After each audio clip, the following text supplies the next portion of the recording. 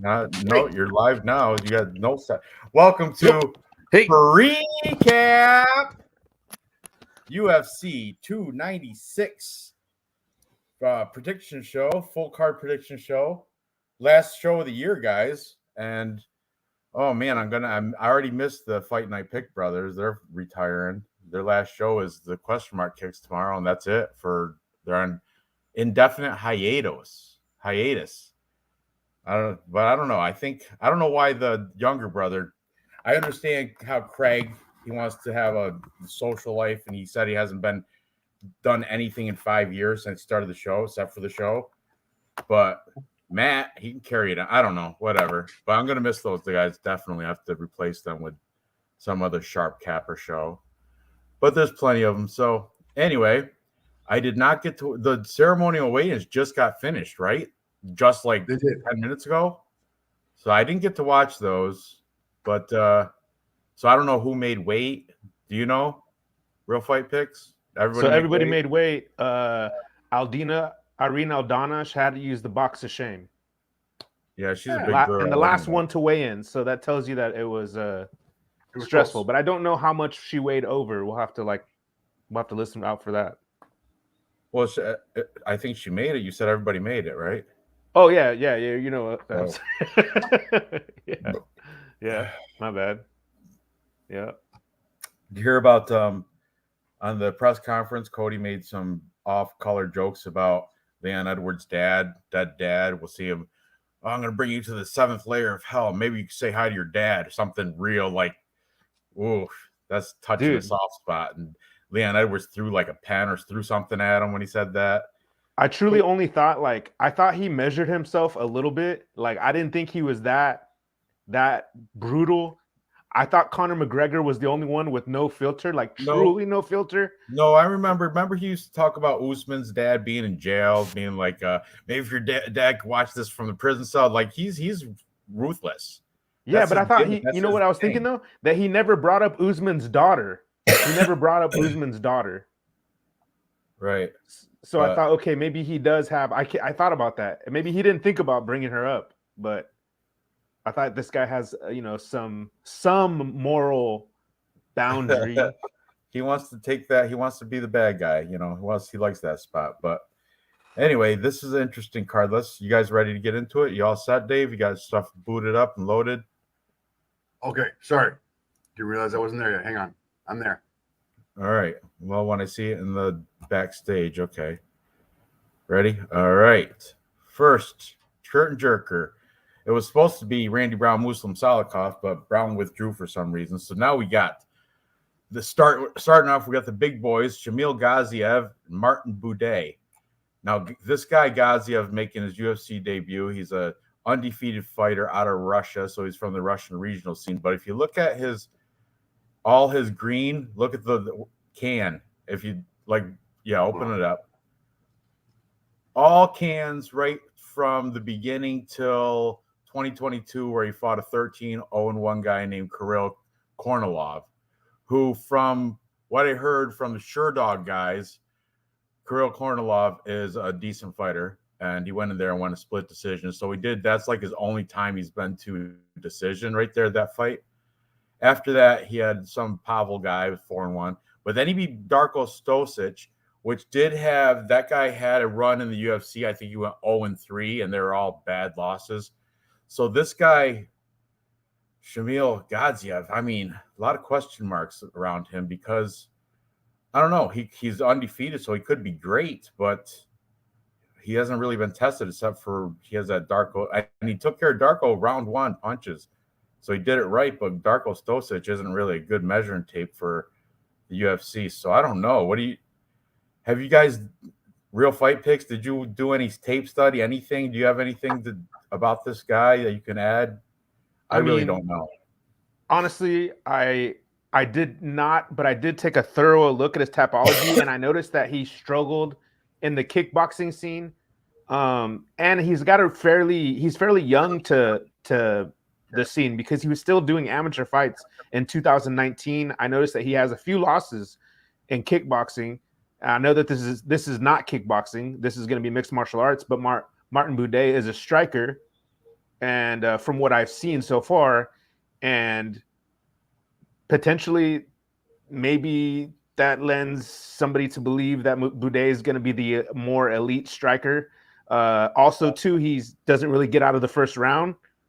Maybe Boudet will have him beat there with being able to have more fight minutes in the octagon. Maybe that'll help out Boudet.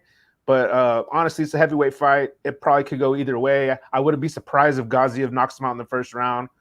But I'm going to side with UFC experience here. I probably would anyways, even if I watched a bunch of tape. Better. Yeah. Right. I didn't mean to cut you off.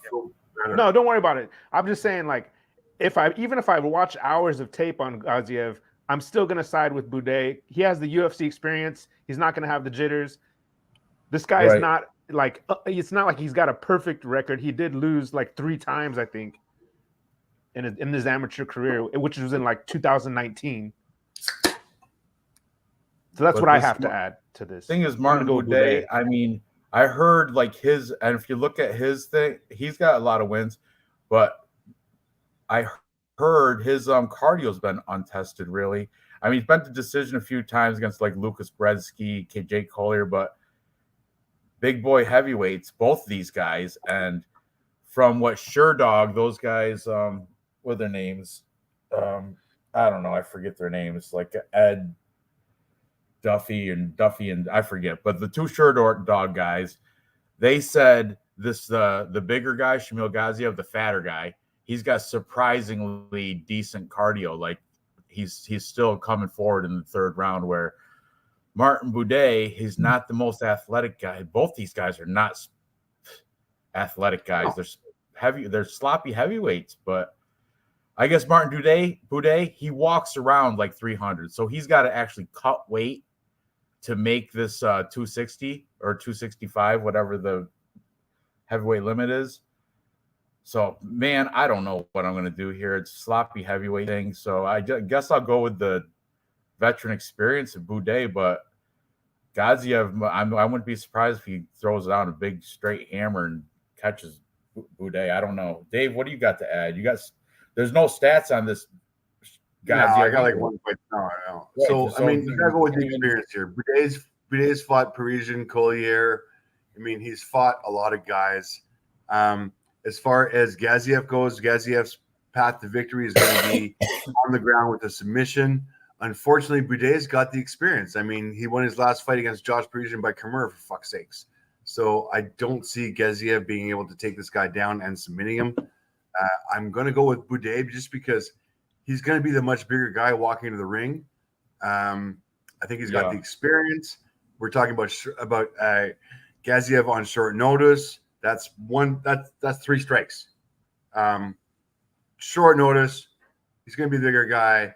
The only path to victory is going to be the takedown submission, which I don't see it happening. And to be perfectly honest with you, Boudet's got the knockout chance. So I mean, I've got I'm all in on Boudet. Having said that, these are heavyweights. These are sloppy heavyweights.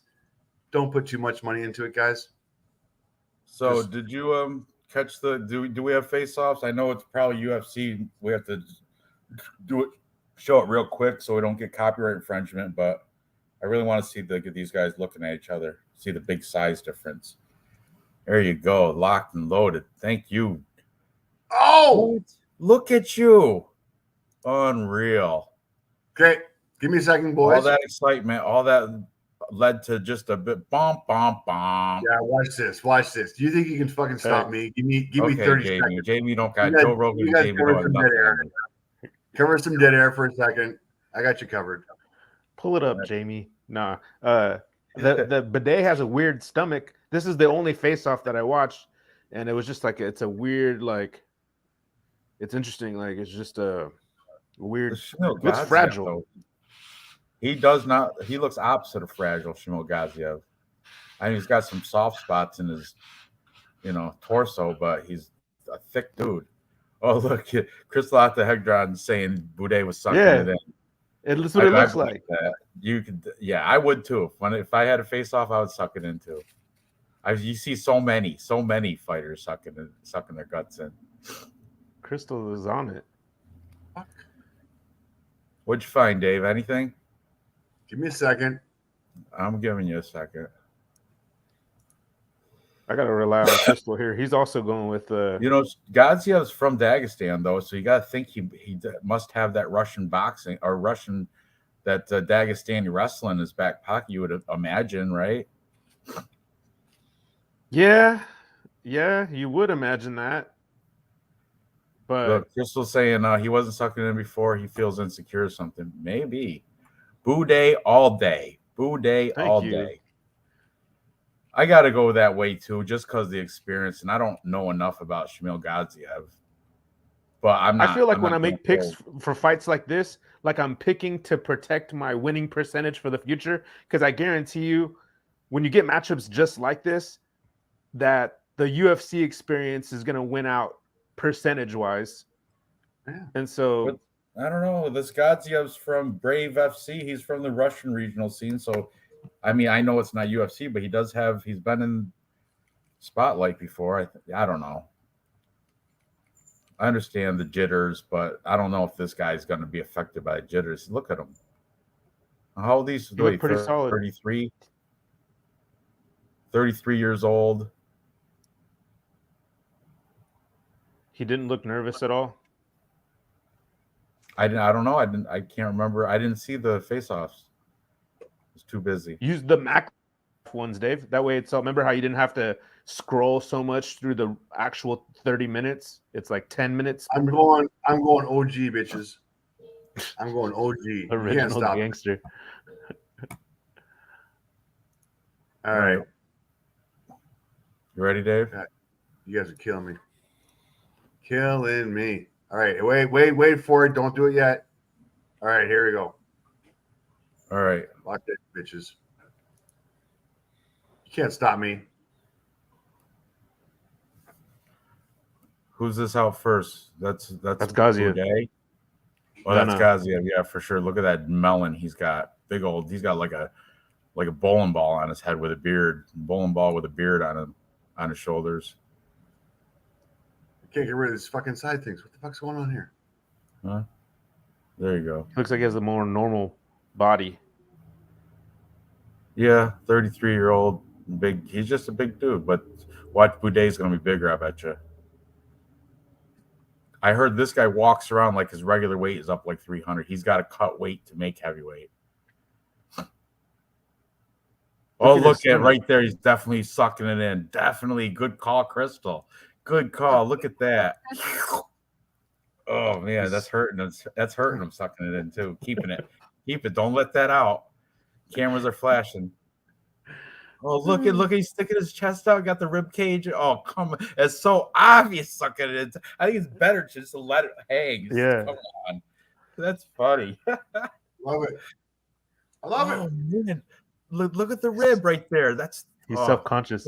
Big knee right into that. I think I'm going to flip my pick to Gaziev just because the whole sucking in your Look at that. That's taking me off of him as a pick.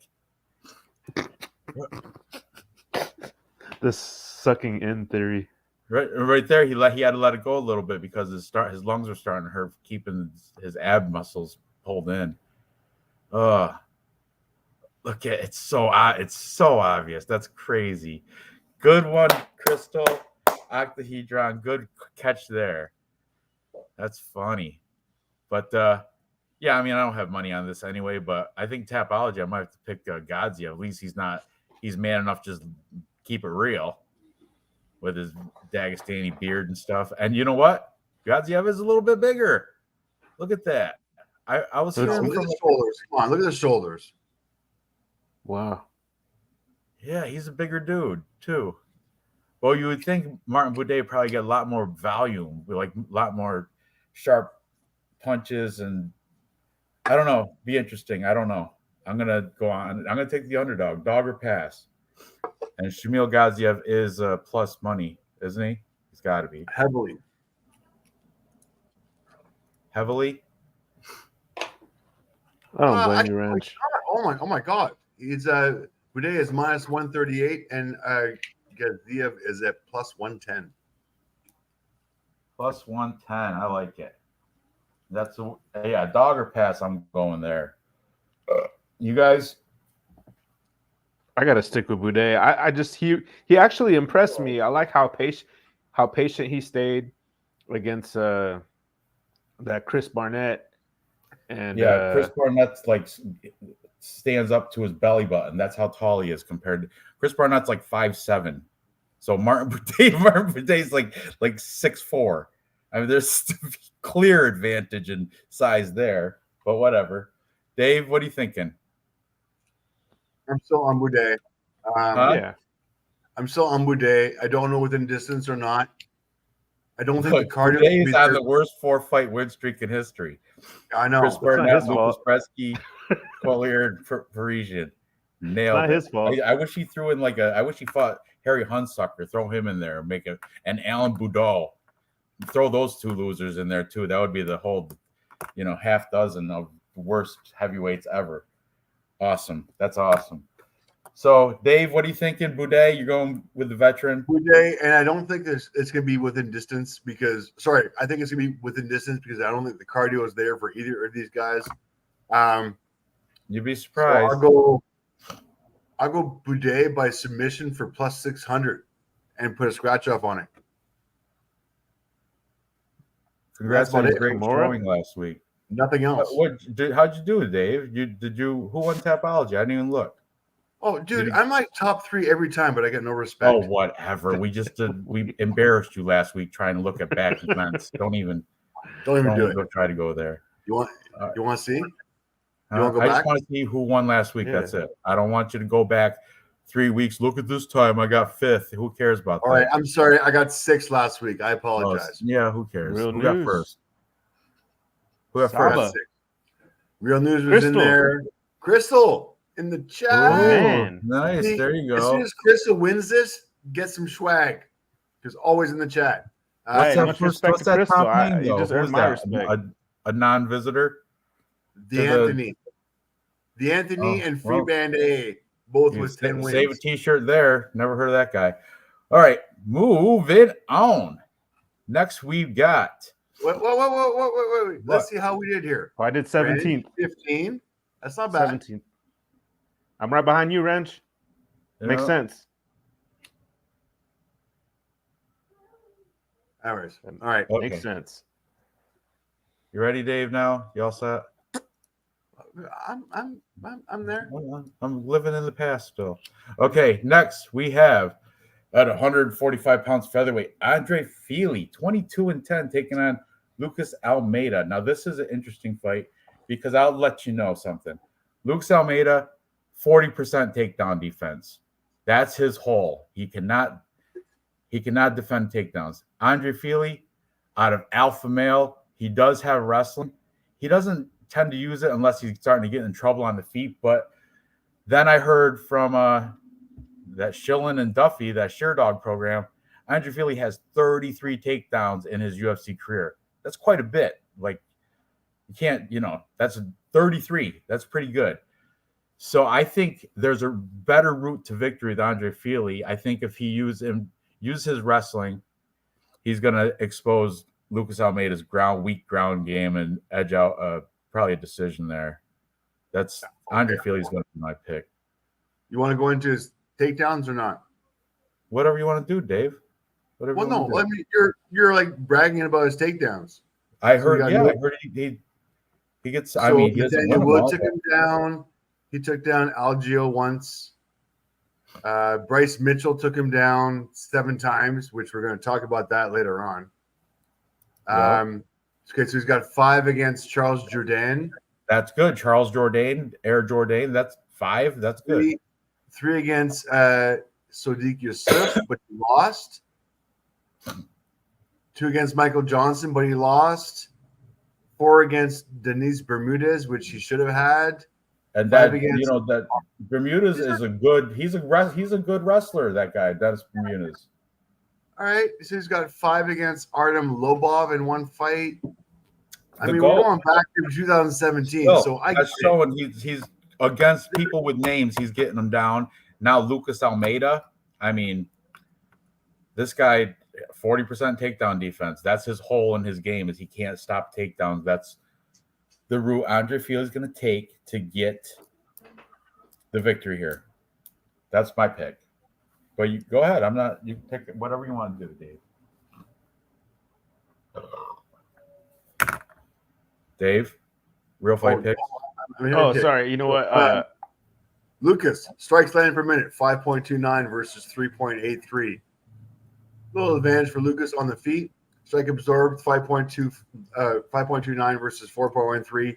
Negative ratio on both these guys, but I do like Lucas's on the feet. I think he's going to have the advantage. He's got the better striking accuracy. Not so great on defense. Now, on the ground, this is going to be Andre Fili's game on the ground. According to the stats, Andre Fili will have the advantage here. Not too impressed with his takedowns, so I'll give it a hair. But, I mean, just Lucas won't have enough in the ensemble to be able to defeat Fili here. All yours. I'm gonna go. Honestly, like I really badly wanted to go see some more tape on Lucas Almeida. I've seen his fights, but I don't remember like too much, about them.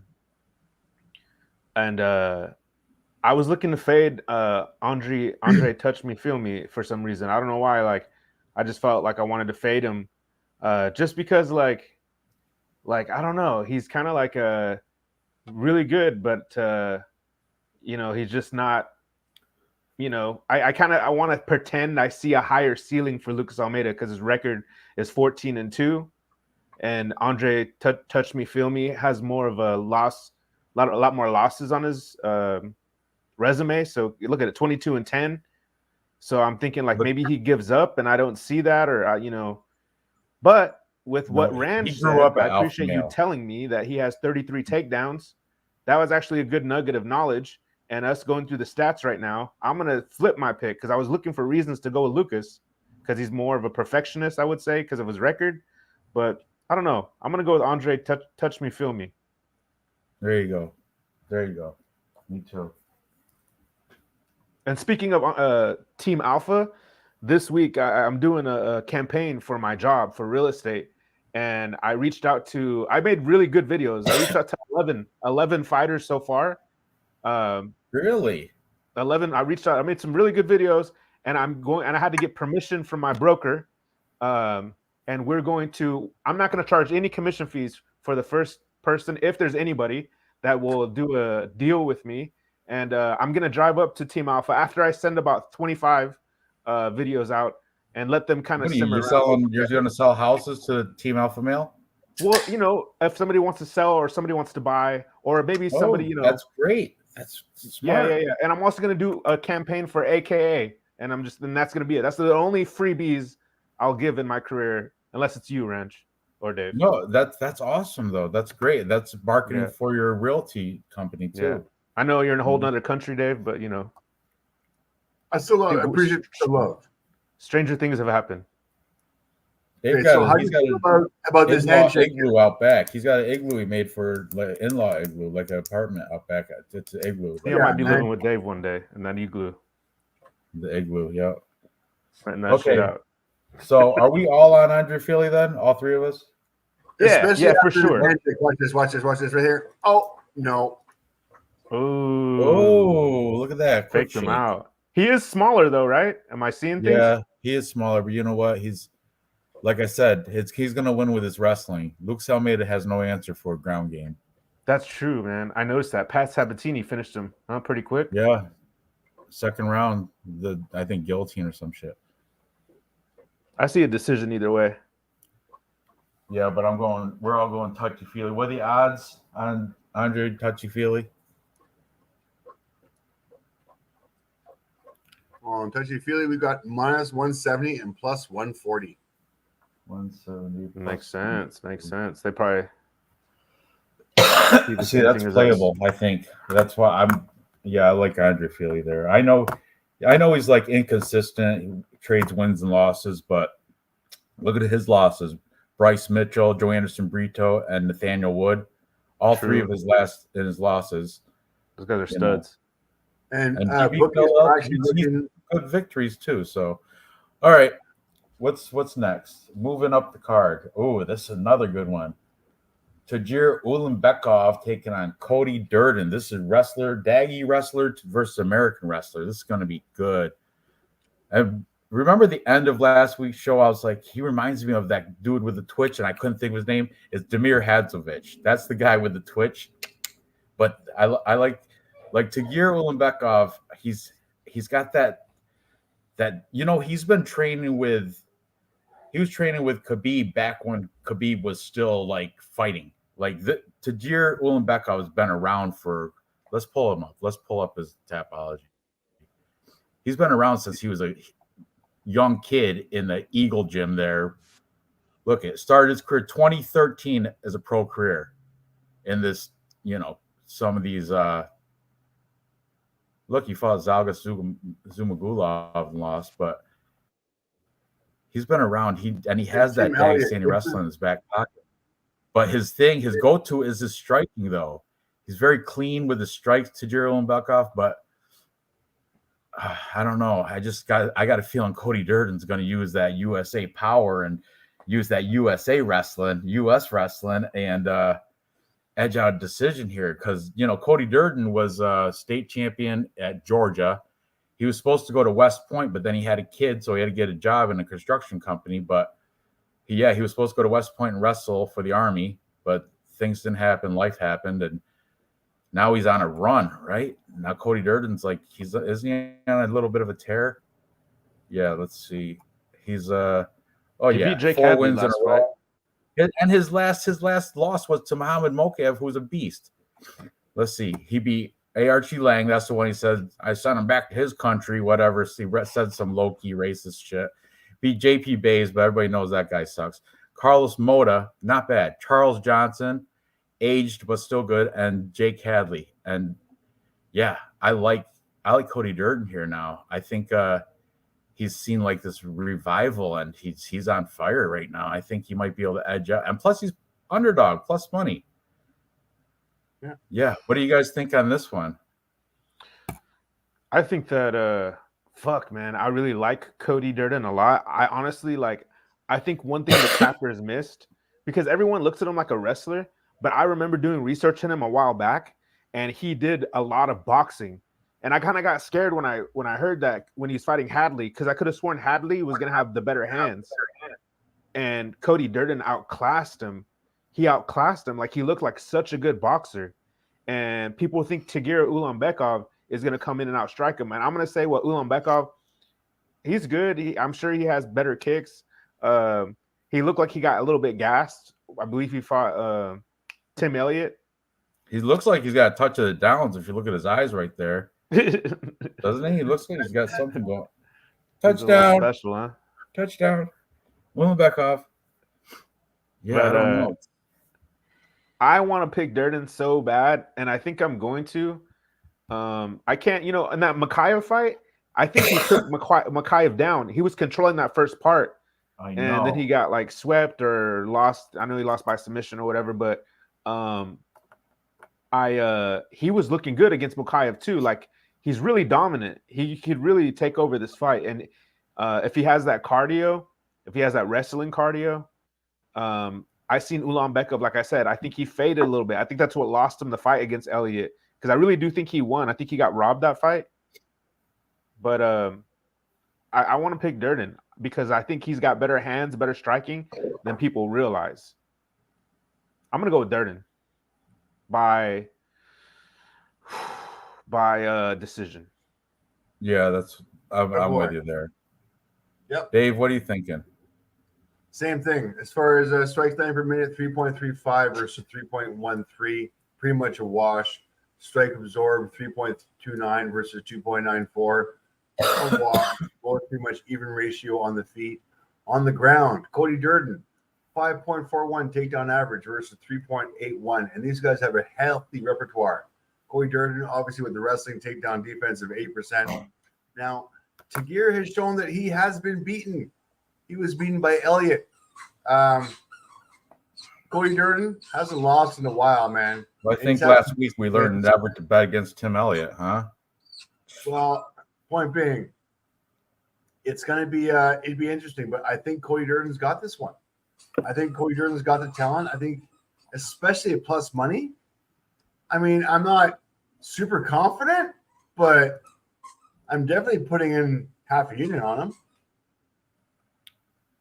Agreed. He's going to make some of my parlays. What is the money line? Plus 140. Plus 140. I think it's going to be by decision too. The bookies, as far as the bookies go, minus what? Well, as far as the bookies go, fight to go the distance is minus 190. No, plus 140. So the bookies looking for this fight to go the distance. I agree. I don't think Cody has on the money line. Just money line is plus 140 for Cody. And minus 170. But I really like that Cody by decision plus 230. That's sexy. Man. I've got so far all three fights. I've got all three underdog. Or no, well, Andre Feely, he's not underdog, but I got. Yeah, this is an interesting card, man, because there's arguments for both fighters on most of every one of these fights, even the wide line ones, which we'll get to. But yeah, it's interesting. So, all right, let's move up. We got the girls. Casey O'Neill taking on Ariana Lipski, Queen of Violence, and Casey King O'Neill. Fun fact, Casey O'Neill's dad owns Eternal MMA, the regional scene in Australia. Did you know that? So that's but the thing is, she's grown up around fighting for her entire life. Her dad owns that, fighting that promotion, the Eternal MMA down in Australia. But Ariana Lipski, who did she fight last? She lost. She was a favorite. Yeah, she lost and Maya.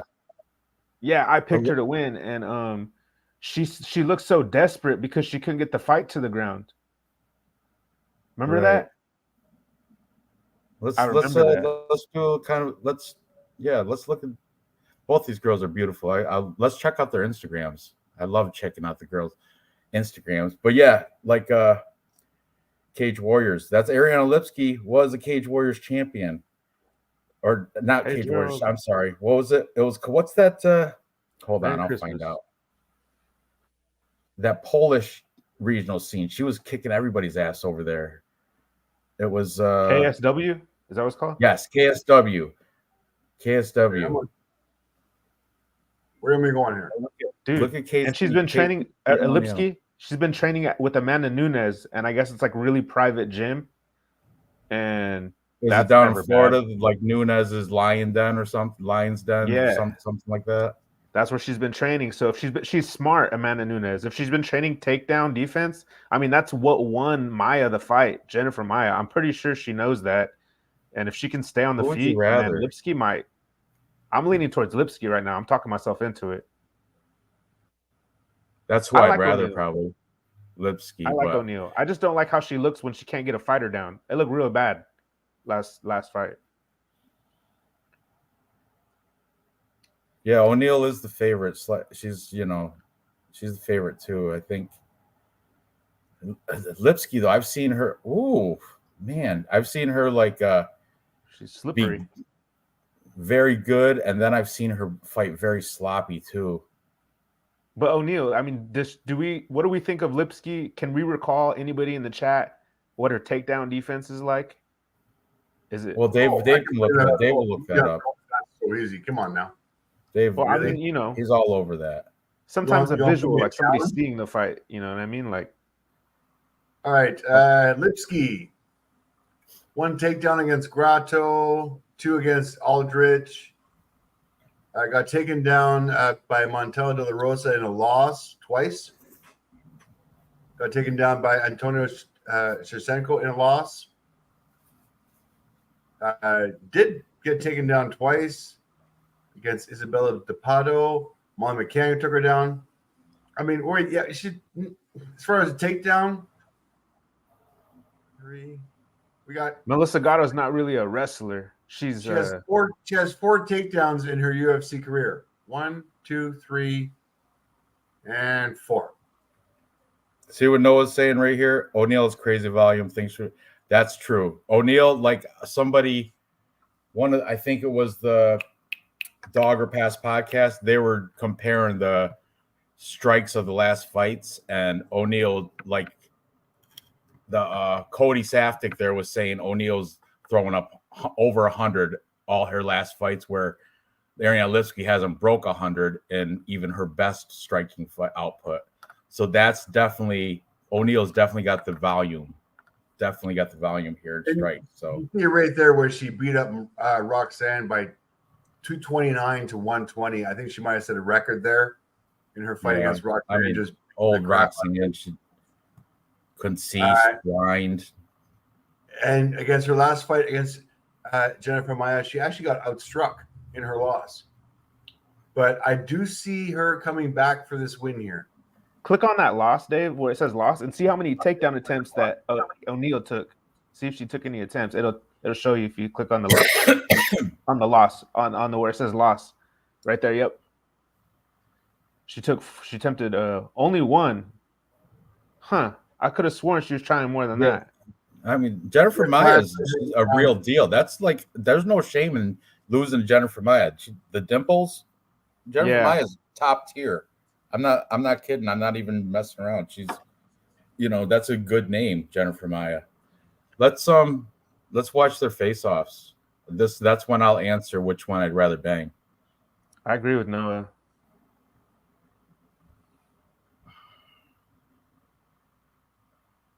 Well, look at Feely's ready to take out Almeida. Did you see Almeida doing the muscles right there? Look, that was cheesy. We never looked at stuff. We never saw this one. Did we skip it? Yeah, we skipped it. Yeah, we did. That's all right. Unreal, Dave. Unreal. You're never going to be a Jamie with that. That was. Look at Cody Durden, got the USA wrestling tattoo on his shoulder. That's what all the great wrestlers. If you make it to States, you have one of those wrestling tattoos. Yeah, they're sticking together too. Chris Meidman was all over picking Durden and picking there's a whole there's a clique of US NCAA wrestling champs and shit, like high school wrestling champs. There's a whole community of them. They love each other. Definitely seem biased. Same with the Dagestanis. You think how many Dagestanis are going to take Cody Durden over this guy? Yeah, none of them. So you got to think. Oh, Dagestani wrestling's number one. Well, puts his shirt on. Why? He's conservative. Yeah, it's a little chilly. Look at he's got decent height advantage too, though. He's a decent advantage there. I don't know. I'm still going to go with the grit of Cody Durden. He's forward pressure. He's very aggressive. I love that about him. Yeah, he'll let those hands fly. Money. All right, here we go. The most attractive fight of the evening. Yeah. Noah was right, but man, I mean, O'Neal's a close second right there. Well, man, Joe's getting old. They could be sister wives. Yep, make the harem. But didn't she marry one of the older coaches over at American Top Team and then annulled it? Like she had a relationship with one of the old coaches at ATT, and then they kind of had a Brit falling out or something. Lipsky, I'm pretty sure she did. Either way, he's lucky. Yeah. Hello. Put another shrimp on the ball. I think I'd take Casey just because of the accent. Boy. The aggression. Oh yeah, it's gonna be a feisty one. Yeah, I don't know. Damn. Good face. Ariane's big. Yeah, she is wearing. Yeah, they're both wearing sneakers. She's got a little bit of size, but girth. I don't know. That's gonna be an interesting one. I'm gonna stick with Casey O'Neal though. I like the whole that she grew up. Her dad's the owner of Eternal. I mean, I learned that from the Allen boys. Man, I'm gonna miss those guys. I'll go with Casey O'Neal too. Just doing the research right here. Go ahead, Dave. I'm gonna go with Casey O'Neal just because we did some research so far with what we got. Casey O'Neal strike back per minute 8.77 versus 3.94. Wow. Second resort 5.90 versus 4.20.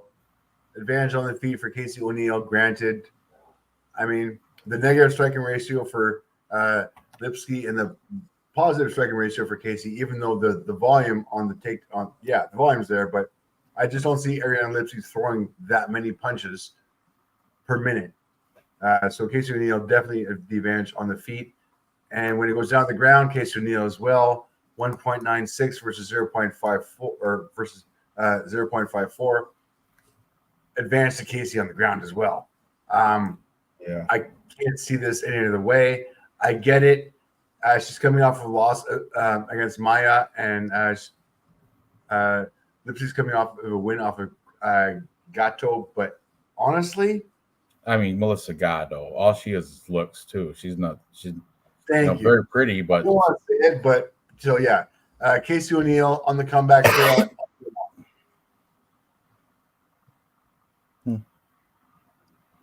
Yeah, I'm taking Casey O'Neill, but banging, yeah, and same with the banging. I would probably rather bang O'Neill. Like I like the Australian accent.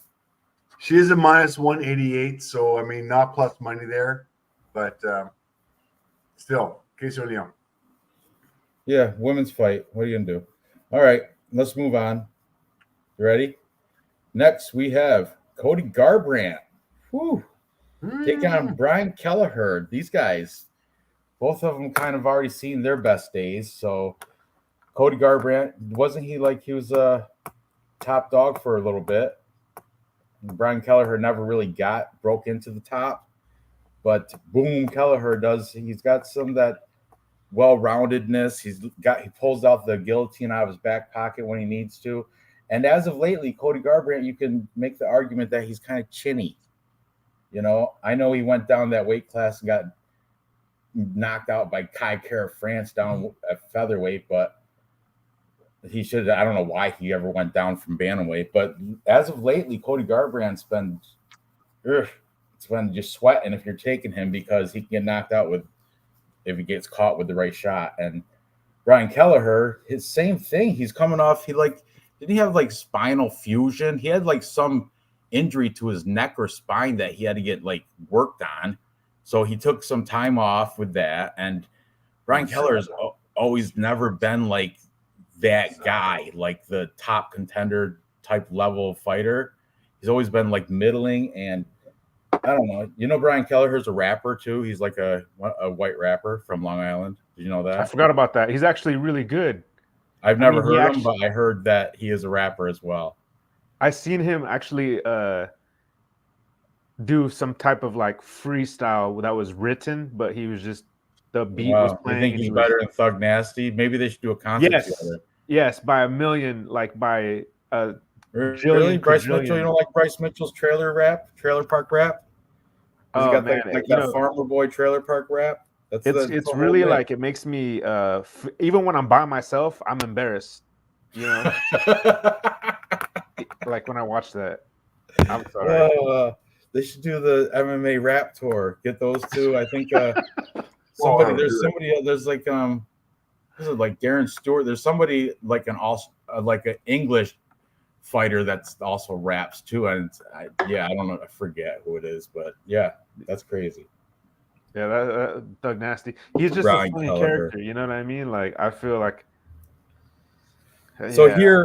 On paper, Cody Garbrandt should be the better fighter all over, but I just question, like I said, his chin isn't there anymore, and it's been exposed. And Brian Kelleher he does have that. He can get that if he catches him, but that's all he's got, Kelleher. If it goes to the ground, Cody Garbrandt's a state champion from, I forget from what state, but he's got high school state championship wrestling. Brian Kelleher has never won a state championship. I think he did like junior college or something, but Cody Garbrandt's got better wrestling, better striking. I think Brian Kelleher's only path to victory is to catch his chin on a strike. But yeah, I think Cody Garbrandt's going to stick it out and get a decision victory here. What are you thinking? Cody Garbrandt looked good his last fight. And I think there's just a level of fighter that he's better than. Like he fought Trevin Jones. Trevin Jones has power too. Right. And good jiu-jitsu. And he was able to win, and he won convincingly. I remember that. And so I think Cody Garbrandt, he's a little bit younger. Brian Keller is 37. I heard Brian Keller had like this major neck surgery. Stop right there. What is with the hair in the back? What is that, Brian Keller? What is that? Oh, that's nice. That is nice. I've never, is he trying to start something, a new fad? That's crazy. He's cutting it back very high. That's like a weird, like a new age mullet, like I don't know what's going on there. Party in the back, way back, and bald on the everywhere else. That's nuts. Mm-hmm. Super futuristic. Cody, a little more clean cut. Yeah. Somehow saying Cody's more clean cut is fucking scary. I know, with the tattooed sideburn going up to yeah, I guess the neck tattoos don't count. But I don't know, with the stupid look at Kelleher's back, what is that going on back there in the back of his head? And then he's got his gold his wrap necklace, his chain on there. Cody's got the skinny chain. At least that's like respectful and like, not gaudy. Look at Brian Kelleher's chain. 24K, baby, 24K. Gold, cash for gold. After he gets cut from UFC, he's going to cash that chain in make a rap record. Yeah, I'm on Cody Garbrandt. Hopefully his chin can hold out. Cody's chinny as hell, but I gotta go ride with Cody on this one. I feel like he can do it. Honestly, I'm fading Brian. I don't think Brian gets another win in the UFC. I hope we can go back. I think, like I said, both these guys, both of their best days are behind them. You just got to see who's going to win this weekend. And like I said, Brian Kelleher came back from like spinal fusion surgery. He had something wicked going on with his spine and neck, and he definitely had some sort of medical thing going on. It's probably not going to help him in the fight. What's that? It's probably not going to help him in the fight. Cody. I don't know. One of the cappers said they probably had a point. I think the UFC is trying to get Cody a win. Yeah, I see that. Marketable. Stats are all a wash. 3 strikes versus 3.36, 3.89 absorbed versus 4.61. Both on negative striking ratios. On the ground, 1.13 versus 1.79. Minimal differences. 34, 42, 78, 60. I like Cody on this one, though. I really do. Confident in Cody. And as far as the bookies go, we also have Cody at minus 200, which I think is a stretch. I don't think he should be minus 200. I really don't. I think it's closer than that. But yeah, I am confident in Cody in winning this fight. I have an all redneck parlay. That's a good one. Cody and I have an all redneck parlay, which includes Bryce Mitchell, and we'll talk about this later on, but Cody Garbrandt is in that all redneck parlay. Interesting. Wonder if Josh Emmett's in that too. All right. I thought you were going to go with Colby and Durden. We got another girl fight to cover next. This one, not as pretty, these two girls. I mean, Carol Hulsa's all right, average looking, but Irene Aldana, she's just beast. But we got the Mexican from Lobo. Dave loves the Lobo, Jim. Irene Aldana taking on Carol Hulsa, the Brazilian. Carol Hulsa, she's going to be the smaller girl here, but I think arguably she has better grappling and wrestling, where Aldana should be better on the striking, on the feet, and keeping it within range and outpointing her. So, I mean, another female fight that could really flip a coin, but I'm going to lean Irene Aldana using her size. And wasn't she she was in she fought a Contender or something. Let's pull it up. Pull up the Tapology, Dave. Open up that Irene Aldana. Let's see take a look at her last 5. She was good in her Tapology picture, but that shit's like 4 years old. Yeah, it's pretty old. So Irene Aldana's coming off the loss to the GOAT, Amanda. Before that, Macy Chiasson. Oh, I remember that fight because nobody's like, what happened? And everybody she just healed over. Macy Chiasson just healed over with that liver kick. Oh, that's what happened. Even Joe Rogan was all like, questioning what happened. He didn't know. Yeah, that was awesome. Then before that, Yana Kunitz or Santos, used to be Kunitskaya, ground and pound. That's a great win. She lost to Holly Holm, and this is what's crazy. Holly Holm went to wrestling. You beat her with wrestling because Holly Holm, who was a professional boxer, she was a boxer before, was threatened by Irene Aldana's striking. That's why she went to wrestling. If you watch that fight, Holly Holm's not a wrestler, but she went to wrestling and edged out a decision using wrestling against Irene Aldana because she didn't want to stand with her. So that says something in there. And before that, she knocked out Ketlin Vieira with a left hook. Now, Carol Hossa, coming off a win against Yana Kunitskaya, Santos, whatever, she lost to Norma Dumont. You don't want to lose to Norma Dumont. That's not a good look at all. Before that, she beat Lena Landsberg. Nothing great there. She lost to Sarah McMahon. Once again, you do not want to lose to Sarah McMahon. And she beat Beth Correa. But that's why Irene Aldana is a better fighter, I think, here. So I'm going to go that route. I don't like taking the favorite in female fights, but let's go with Lobo Jim. Let's go with that. The Mexican fighter, Irene Aldana, to get the victory decision. I'm going to say decision. She's going to outstrike her and get more striking. So more significant strikes and win by that way. What are you guys thinking about this? Jesus Christ. If the age factor, you know. Oh, I didn't even, 35 to 28. Good point. I didn't even factor that in. I just went with. It doesn't matter. Yeah, I think females is different. They can, as long as they're under 40, they're all the same. I'm gonna go with Rosa, Carol Rosa. Okay, I don't blame you, man. Dog or pass, female fight. I mean, I like the way you broke it down. I like that your point about Holly Holm wanting to wrestle instead of using her professional boxing was amazing.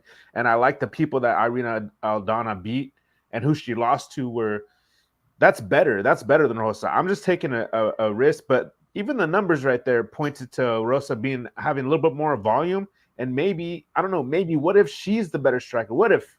I don't know. Dave's going to go over stats on these. These girls have stats. They have fights in the UFC. That's where it's good. That's where the stats are helpful. Let's see who's got more strikes, more volume, Dave.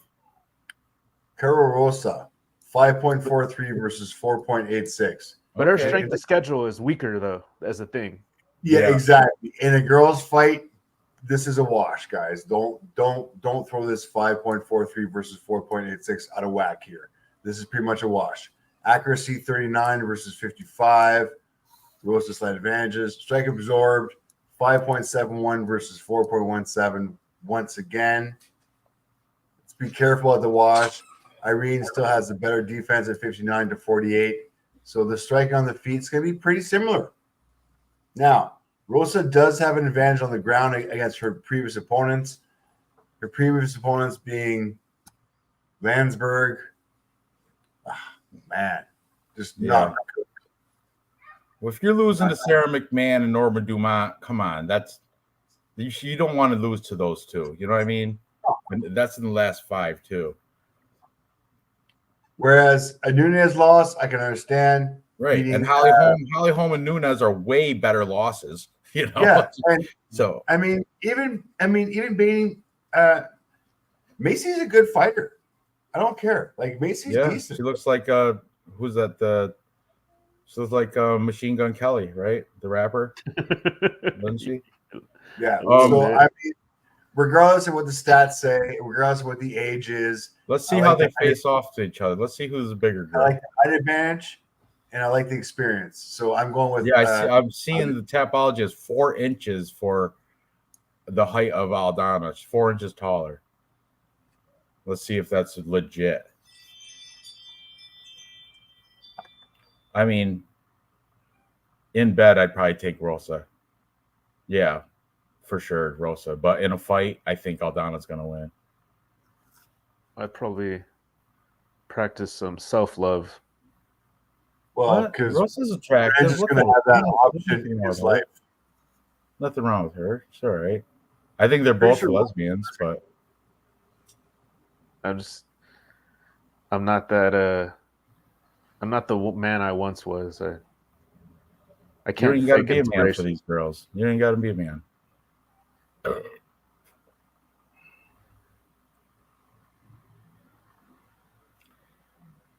Yeah, I think Aldana. I don't care if she's 35. I think she's going to be the more strong, more powerful fighter, the bigger fighter, and like the pillow punches from Hosa. She might have more volume, but I think the power punch is going to come from. Oh, I like it. And look, that's not 4 inches. See, the Tapology's off. They're a lot closer than 4 inches. That may be maybe 2 inches, maybe. They're almost neck and neck in height. They're looking right in each other's eyes. Yeah, it doesn't matter. Aldana looks like she has longer arms, doesn't she? Well, according to Tapology, they're like an inch and a half longer or something. But look at those biceps. Yeah. There's no weight in the chest. Aldana's definitely the stronger fighter there. Look at the shoulders. Look at the I'm gonna go with Aldana too. Look at Hosa's buns. Look at the buns. Gigantic compared to her. Yeah, I guess. Yeah, you're right. Okay, the definition, the shoulders, the size. Fight picks is on Hosa. Me and Dave. No. Wait, Aldana. Switch pick again? Yeah, I wrote it down and everything. Okay. I crossed out Rosa. That a boy.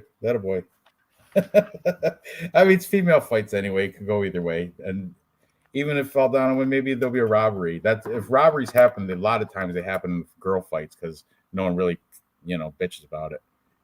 Well, still, number 3 versus number 18. Mm-hmm. Number 3 versus number 18. But bantamweight, featherweight. Yeah, going up a weight class. No, she's going down. Come on now. Irene's got. She's still bigger though. Irene's still bigger, even though she visibly you can visibly see that she's bigger. All right, let's move on to the feature fight of the prelims. We got Alonzo Menefield taking on Dustin Jacoby, or as in Guru likes to say, Jacoby. That's annoying, but that's just Jacoby, Dustin Jacoby. But Dustin Jacoby of like a big background in kickboxing. He was once ranked the best North American kickboxer during the glory days. He fought Alex Pereira in kickboxing in glory kickboxing. Interesting. Already got knocked out. So he did get knocked out. I mean, Alex is a GOAT in glory kickboxing. It's not a bad loss. But the Hanyak, he's been around, dude. He's been he's been around since oh man, still scrolling. Okay. Hey, he got robbed against Roundtree, by the way. I think Jacoby won. I was watching that fight, and I had Jacoby winning that fight against Khalil Roundtree. So came into the scene 2010 with his first pro fight. Then throughout here, he had all these kickboxings. And yeah, he wasn't the best, but because I see a lot of red in the kickboxing. There's Alex Pereira. That's in 2014. He lost to Alex Pereira, in a kickboxing match. But then, he did. There was a time, though, he was ranked the top kickboxer from North America. And I remember that. Then entered into the MMA, and look, he's got some good wins. And like you said, the Khalil Roundtree split decision. And I agree with you. Dustin Jacoby, I think, should have won that fight. And I had money on Roundtree, too. So the robbery went my way. Went your way. He did get beat by Asmat Mirzakhanov, though. That was he lost that. He beat Kenny Nchuku. That's a knockout. Dawoon Jung knockout. Right cross. Michael Olasechek. These are great wins. There's Darren Stewart. Maxine Grisham, Justin Ledet. Now, but let's check out Alonzo Menefield because he's got a pretty good resume himself. 14-3-1. But you got to think the more technical fighters, definitely Dustin Jacoby.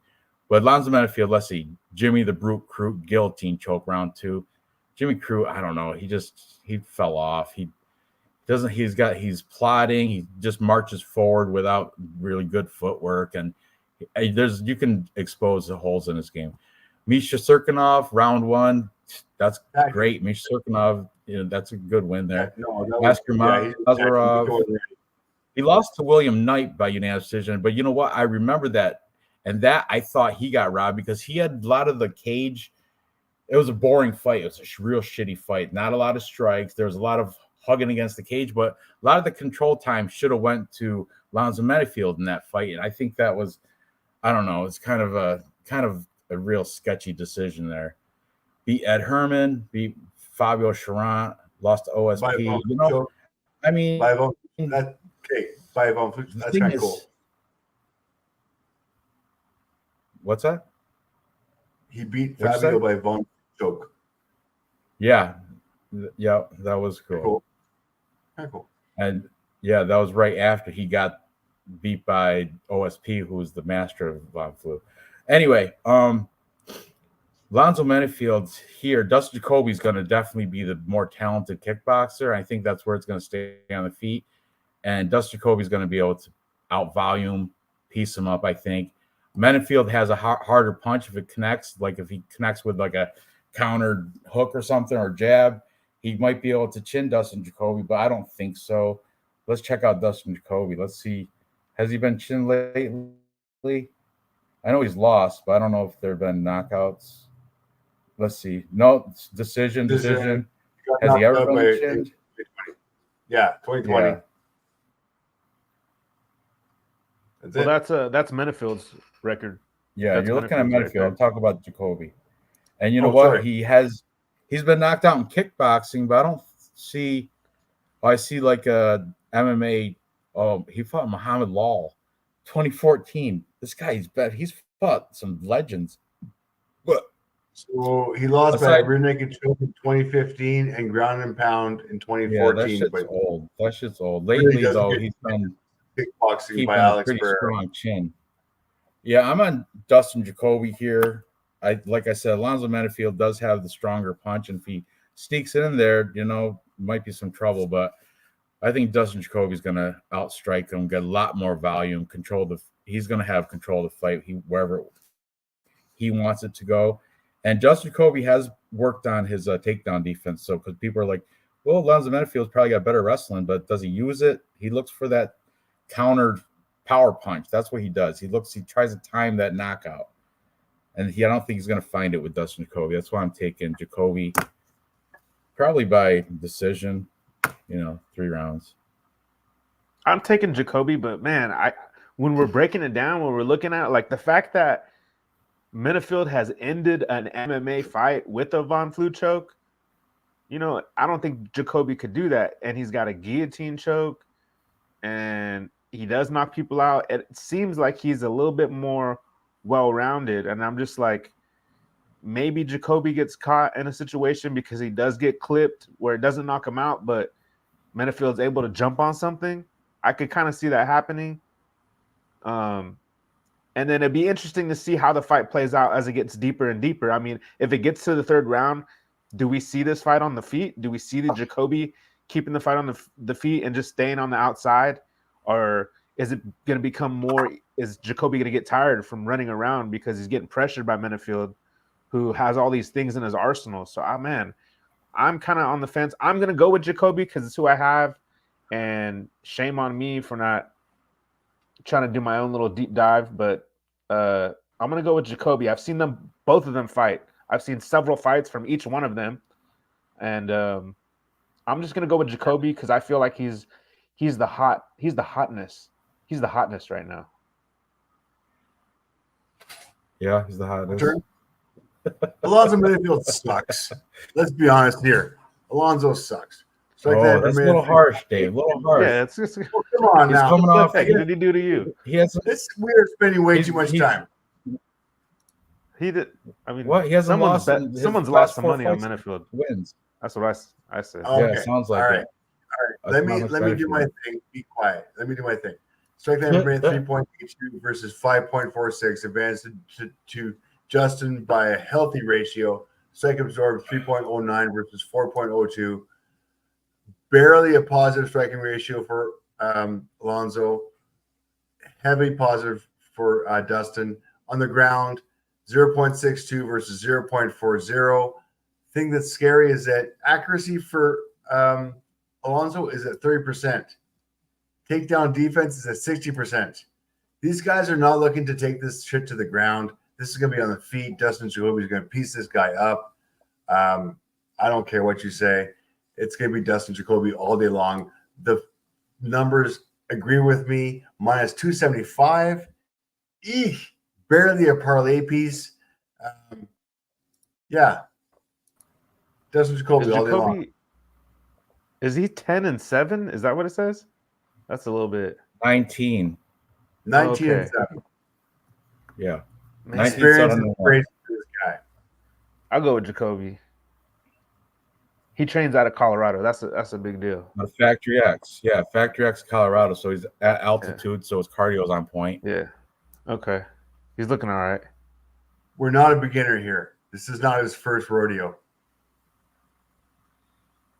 Motherfucker looks ready. And Alonzo Menifield's a year older too. You think, oh, these must be old because he's been around forever, but look at the hair on Alonzo Menifeld. Just fade him because that haircut. Exactly. Oh, Thank you. I didn't see that. Man, what's up with the stupid haircuts? They get that Brian Kelleher back, whatever that called, that flop tail. I don't know what that was called. Yeah. He had. Now he got Alonzo Menifeld, like his hair is shaped like an anvil. And that body style is just for show. So Kid and Play is going to lose. Kid Play. The height with that hair. Look, Kid Play. He's trying to reach the height. That is 1989 called. They want their pop rap band back. Kid and Play. House Party 1, 2, and 3. I have no words for that. That's I'm picking Jacoby just because definitely fade that haircut. I would maybe that's bad fight IQ right there. That's if he's gonna have that haircut, shows just like Brian Kelleher. You can't trust a guy with hair that stupid. Anyway, Dave, the voice of reason. Yeah, karate kickboxing. Dave was saying, or karate combat. It's free. Dave was talking about it. He's like, did you say Boss GSP and Bass Rutten are like hosting or something? Yeah. It's in like a blood sport, like a slanted, like, did you ever see Bloodsport, Kumite thing? It's in like one of those things, that the final where Frank Dukes is fighting Chong Li on the slanted. That's where they fight on one of those, like a slanted pit. It's the pit of MMA despair. Is what it is. It's where your career is. It's a pit of MMA despair. Name one fighter from Karate Combat. Can't do it. They're washed up. They're the guys that lose out of Brave CF, and they're the ones that Shamil Ghazi have already beat up. They're the ones that go in there to Karate Combat. Doesn't matter. Great. Love it. I love it. With GSP, Boss Rutten, the pit of MMA despair. Oh, look at Nick Alexander taking Alonzo because of the badass punk afro. I don't know. Is that what it is? Punk cut. You're going for. Oh, that's funny. I don't know. I don't like the hair. I don't like it.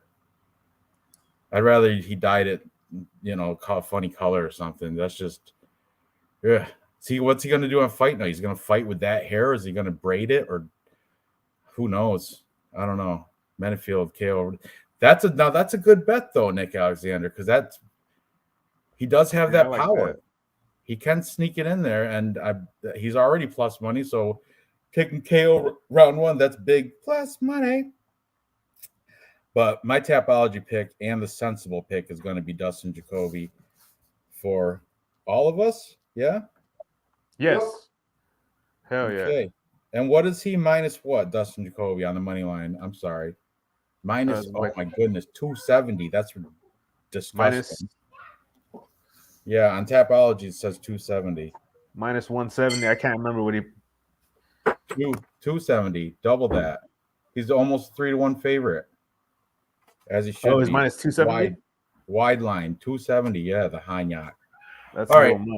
Let's move to this one. Now, this is interesting because, like, everyone's like, oh, Bryce Mitchell is definitely the better wrestler here. But if you want to look at credentials and accolades, Josh Emmett has better wrestling background than Bryce Mitchell. However, translating it to MMA, no, Josh Emmett doesn't use it. He doesn't use his wrestling, but he has it. Josh Emmett, another one he's looking for that counter knockout punch. That's what he tries to time it. You saw in his last fight against who's his last loss there? Was it Topuria? He got bloodied too. Yeah, Topuria bloodied him. He looked like a bloody, pulpy, gross mess. If Topuria can't knock him out, Mitchell's not going to knock him out. You know what I'm saying? Oh, I know. And Mitchell's definitely not going to knock, but Mitchell might be able to win control time wrestling because that's his game plan against everybody.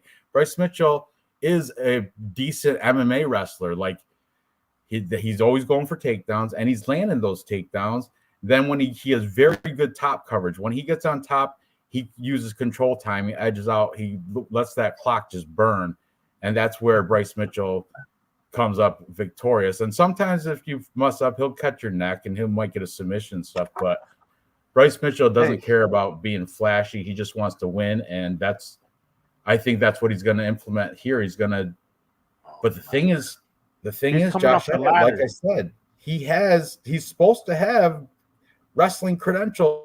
Like he's supposed to be an accomplished wrestler. You don't see it because he fell in love with that power punch. And he did have the rumor that he was the strongest hitter at 145 pounds. That's what took him up the ranks and losing to, the likes of Ilia Topuria and Yared Rodriguez. But that's what got him there is those big power punches. So dude, I'm blown away. My pick is Bryce Mitchell. Like how I said, I think he's going to make it a boring wrestling match and edge out a decision just by control time. But man, Josh Emmett, and plus Josh Emmett took so much damage against Ilia Topuria. He looked, oh my goodness, I'm surprised he lasted. He looked like a big bloody mess. It was gross. But yeah, Bryce Mitchell's my pick. Not confident because Josh Emmett can slide in a strong counter jab. And has Bryce Mitchell been knocked out recently? No. Bryce Mitchell? No. Didn't he go the distance? Let's check out his Tapology. He got choked out by Topuria, and he got choked out by Topuria. Yeah, that's it. But yeah, no knockout. So you got to think that he hasn't given indication that he's got a weak chin or anything. So yeah, Bryce should withstand the fury and win a boring decision with wrestling with a wet blanket, top coverage, control time. He'll probably have like 12 minutes of control time and probably 6 takedowns or something throughout the fight. And let's see. I'm gonna go with damn, this is tough for me to choose because Bryce Mitchell, there's a lot I don't like about him. I don't like how he doesn't really train at a big gym. He's with these guys that he's been with. He trains with he goes to the Arkansas wrestling team.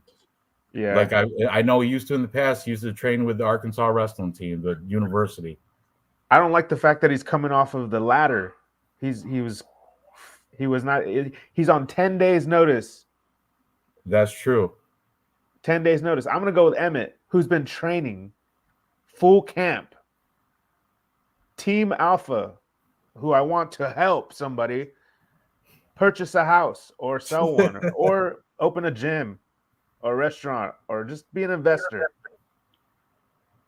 So I'm going to go with Josh Emmett because I'm Team Alpha all the way. 100%. You can do a alpha male parlay, throw him in there. I'm telling you. What's fun is that Josh Emmett is so old that he gets handicapped parking. It's great. He's going to have like an easy. He's going to be able to take his wheelchair, and his walker, right next to Borislav Slavopav's. Yeah, he's going to be able to take his Did walker you see Clay Guida last week, or was it the week before? But did you see Clay out there? I know he lost, but But he did give it. He gave it his all. He was never ran out. He could have won sometimes, like in that fight. And one thing is maybe Josh Emmett, with his there's some old guys that are just good. Josh Emmett, he's a 32-year-old. Yeah, no. The 38-year-old, almost 39. He's almost 30. The 39-year-old, which means he's almost 40. So the 40-year-old Josh Emmett coming into the ring against the 29-year-old in his prime. First of all, Josh Emmett is a midget, which is going to be a problem, especially with a wrestler with the skill of Bryce Mitchell's quality.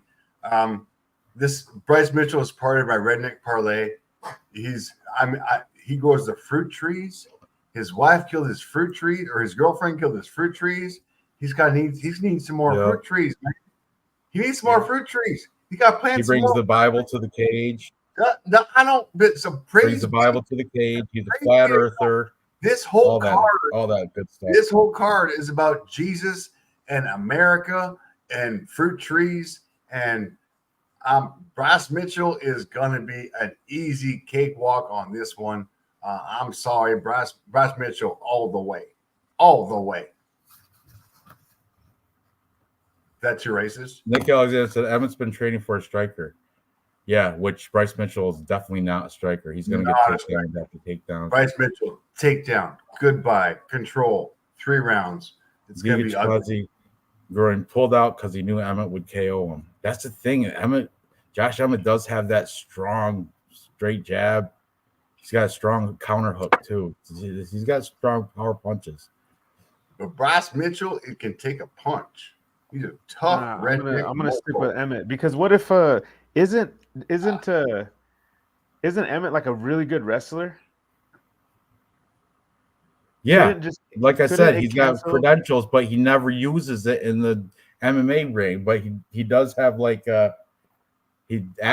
Like he was a Olympic caliber wrestling and shit. I guess he's got background in wrestling, better than Mitchell's. Like Mitchell never won states or nothing, but it translates. Mitchell's better MMA wrestling.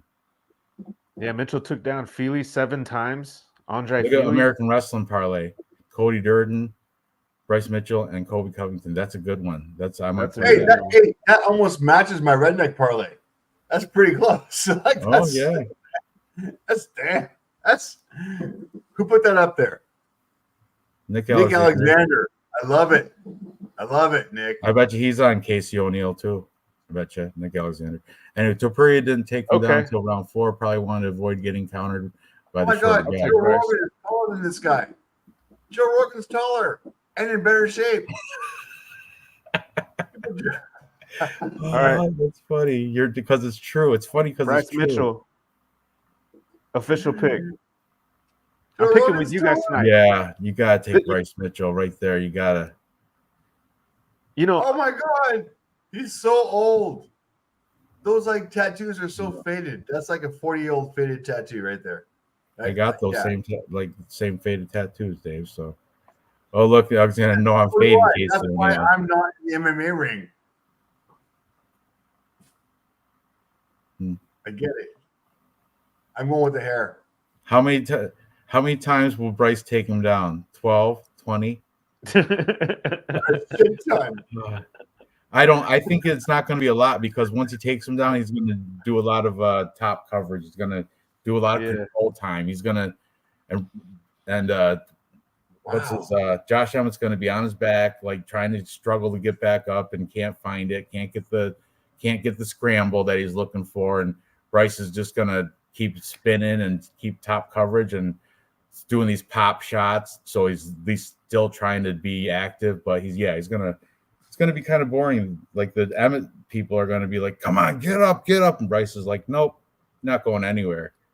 Where is this event? Rumor it's in Vegas at the Mobile Center, I think. It's in Vegas because these guys here look like they want to be from the mob. I don't know what is that? Who are these people? I don't know. I'm just saying. What is that jacket right there? Is that like racing or something? Is that Formula? What is that? I don't even know. This is a very Vegas crew. Did he win a contest to be up there? Either New Jersey or Boston. I don't know. But this whole is very Vegas. Get your hands out of your pocket. It looks like he's playing pocket pool. Left ball, right pocket. Love it. Super far. Pube head. That must be Alonzo Menifield, right? All right. So So Real Fight Picks is on Josh Emmett. Dave, you and I are on Bryce Mitchell. No. Again, I wised up here. Honestly, this is again. the time I would watch you guys and let you guys help me. I'm kind of like, it's like back in the day. I'm a spectator. I'm just a fan right now because this is why I would watch That's you why guys. we do the show. That's why we do. It's one of those days. But no, I actually it's working for me. I got Bryce Mitchell because you guys are showing me some good points. Open up my eyes. Bryce Mitchell is not going to get his second loss against Josh Emmett. No way. He's not going to get his second. Really? His second loss, Bryce Mitchell, the up and comer, who's got the Instagram following, who's got the everything. Really? I want to see him in a rap battle against Brian Kelleher. Thug Nasty versus Boom, Brian Boom, rap battle. Did you play the face-off already? Yeah. You played it already? We did. Yeah. Oh, that's right. He's faded tattoos. He had the ugly tattoos. Yeah. And look at Bryce Mitchell's handsome fella. Man, look at that jawline. I wish I could have that nose. That nose. What is that? He like shaved his part. That's where his sunglasses go right there. Doesn't matter. Look at this nose. I mean, alcoholics dream of this nose after like the guy in the back. Yeah. Look at this. That's amazing. Wow. There you go, David. You got your eye on the prize. Like you got to be a rich man to do cocaine with that dude. Those teeth. You got some teeth nostrils over here. We definitely did some fucking trimming. Very impressed, guys. Stage worthy, except for this nose. This nose got like, wow, that's a lot of vodka. Keep him away from the cocaine. All right, next up the card, we've got Tony Ferguson. What's he coming off? 6 losses, like the biggest losing streak of anybody still in the UFC. Taking on Paddy the Baddie Pimblett. Everybody kind of mixed feelings on Paddy because a lot of people think he lost his last fight to Gordon, which I'm in that boat as well. But still, Tony Ferguson is training with what's his name? The big motivational guy. David Goggins. Yes, David Goggins. Yes, I guess Tony Ferguson is the only person that has successfully made it through David Goggins' Hell Week. I heard that. The only person who does not need to be tougher is Tony Ferguson. No, but you know what? I think he needed some mental support. He doesn't need it. He does, because he's on. Look at all red, Dave. Look at all that red, and he's got his wife has had a restraining order on him a few years back. He's got problems with his kids. His world's come crashing down, and that's why David Goggins need to put him back in a place where they can build the confidence back up, and he did. Yeah. He's like, look, you went through Hell Week. No one's gone through a Hell Week with me and survive. And you did it, Tony. You did it, Tony. Just boosting his ego and his confidence. I'm going to pick Paddy Pimblett, but man, I like the move. And it's not like Tony Ferguson was a big gym guy anyway. He was always crazy, unorthodox. I don't even know. Does he even got? Did you actually watch those videos? No. Did you actually watch those videos? Where like Goggins was like so like breezing through it, he wasn't even like breaking a sweat, and Ferguson was like, "Hey, made it through though." I mean, come on. He made it through. I think it's for the first time in his life, Goggins gave this guy a pass. Look, Nick Alexander said the loss record is 7 losses by BJ Penn. So if he loses to Paddy Pimblett, he will have Tony Ferguson be tied for the losing record, most losses in a row.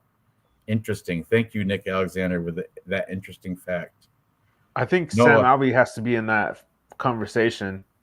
If you pick Paddy, Leon Edwards, that Tony and Kobe win, you lost your citizenship.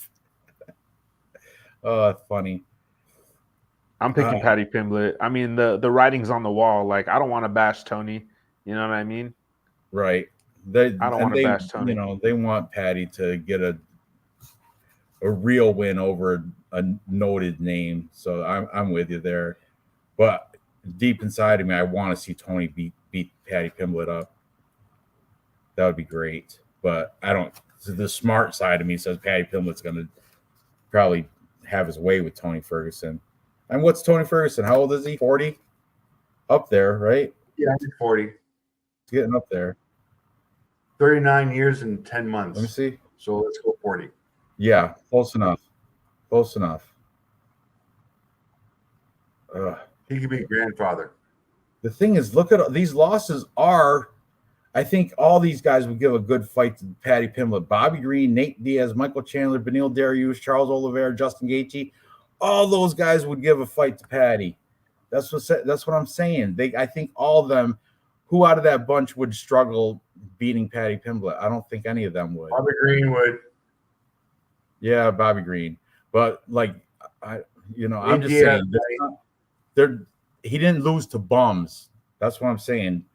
Tony Ferguson did not lose to bums. He lost to notable names. And look at the people he has beat before his losing streak. Anthony Pettis, Kevin Lee, Cowboy Donald Cerrone, RDA. So he's going to make his resurgence in his career. Wait a second. He's going to make his resurgence in his career and go for a belt at the age of 40 years old. No, I'm not saying he's going for a belt, but I think there's a chance he can beat Paddy Pimblett. I'm still picking Paddy, but my heart is telling me Paddy Pimblett, who has been favored by the UFC over Jared Gordon, which, I mean, even if Paddy loses, he'll still win. I'm telling you, there's no way in hell Tony has a chance here. Well, don't go and say that. Bet the mortgage. Yeah, last time you said that, you would have lost your house. I would. That was Nunes. Yep. I remember that. Minus Paddy's a minus 334. Tony's a plus 250.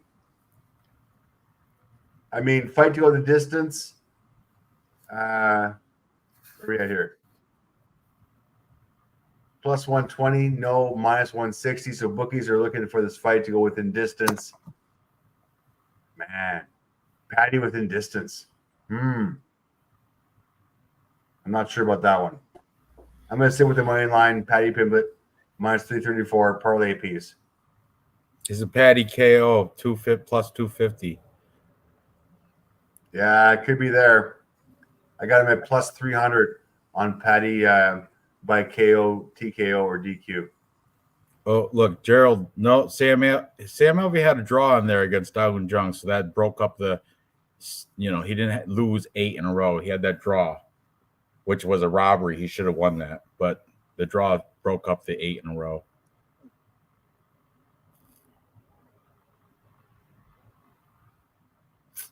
Tony old, should have retired. Mental illness called grandiose delusional disorder. Used to work with a dude that had their overconfident delusional, very convincing. Interesting. I could totally do that. But look at Paddy. He's ready. He's in shape. He's good to go. It's good to go. See, I feel like Tony acts like he has that mental illness because I can't really feel like he does have some mental problems. He's always been a fucking weirdo. It's true. He's always been and look, he's got all these touchdown.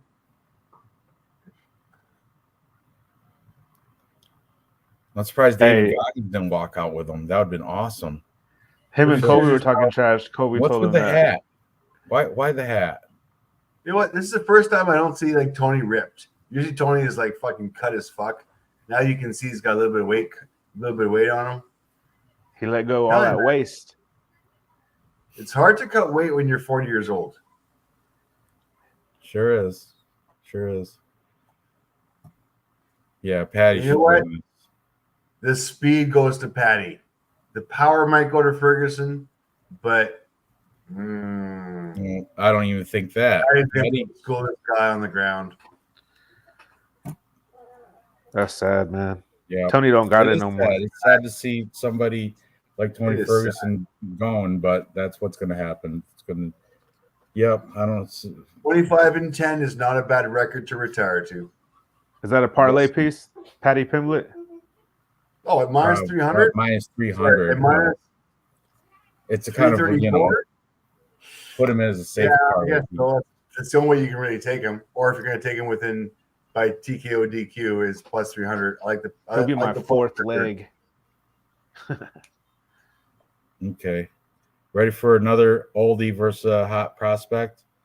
Next, we have Shavkat Rachmanov, 17-0.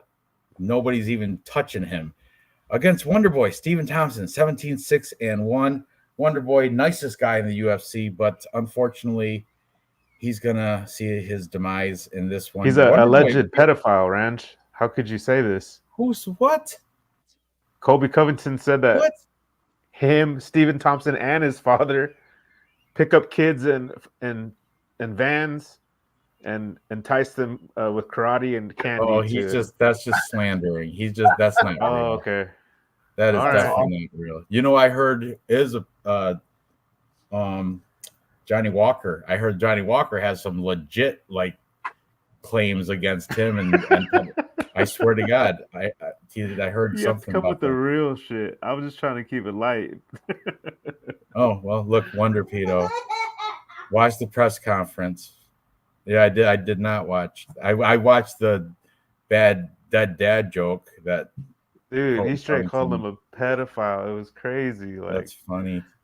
And he's sitting right next to him too. They're at the same table. It's not even like they're on opposite sides. But Stephen Thompson's so chill. He's just like, you better watch what you say. The karate kids are gonna come after you. You know, just saying real, not as intense, not matching that energy. But I did hear something like on a serious note about Johnny Walker and young girls or something. I did hear something. Golly. Like yeah. Anyway, Gerald, I think this will be Tony Ferguson's probably last fight in the ring. So many 40-year-olds in this card. Yeah, what's his name from We Want Picks? Angelo is doing an anti-40 parlay. Everybody that's fighting against a 40-year-old he's putting in a parlay, which is smart. That's good. It's probably going to pay out. I like that one. Yeah. MMA Jesus, loving the hoodie, loving the swag. Yeah. Love it. Oh, the Walker allegations are fake. Yeah, I put all that shit as fake. Well, it's just like people like to spread fake rumors and shit. So it's just fun to joke about it, though. Hilarious.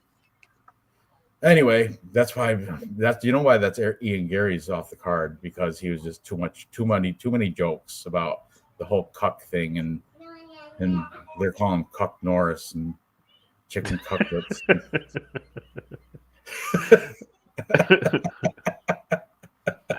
Oh, funny. But anyway, all right, back to this.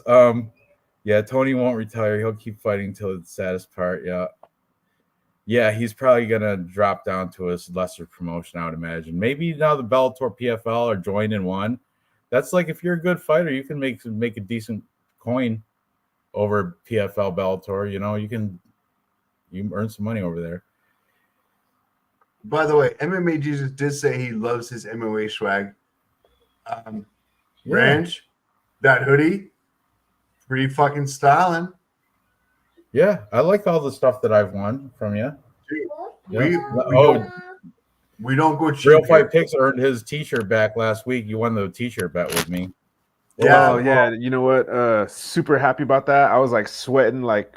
Kanan Song, Kevin Doucet. That was such. Kanan Song just turned. He thought he still had a chance at the end of the decision. He acted like he was shocked that he lost. I'm like, come on. You know what? We were all fooled by Park. We were all fooled by Young Park. Is that how you say? We were all fooled by him. And we would have lost no matter what. But me and Dave, we were really trying to get you to see the light would you set. Because that was like a super confident pick. I know. I would have put money on that individual. Yeah, but I mean, wait a second. Did we not break even on our T-shirt bets, you and I? Well, yes, because that was the week before, and I had Gastelum, and you had. Oh yeah, and one who beat him. Gastelum lost. That's right. That was the week before. Right. I'm sorry. We still got to shop. So we're even. I still owe Ranj a hoodie. Yeah, I think you just you kind of pussed out last week, Dave.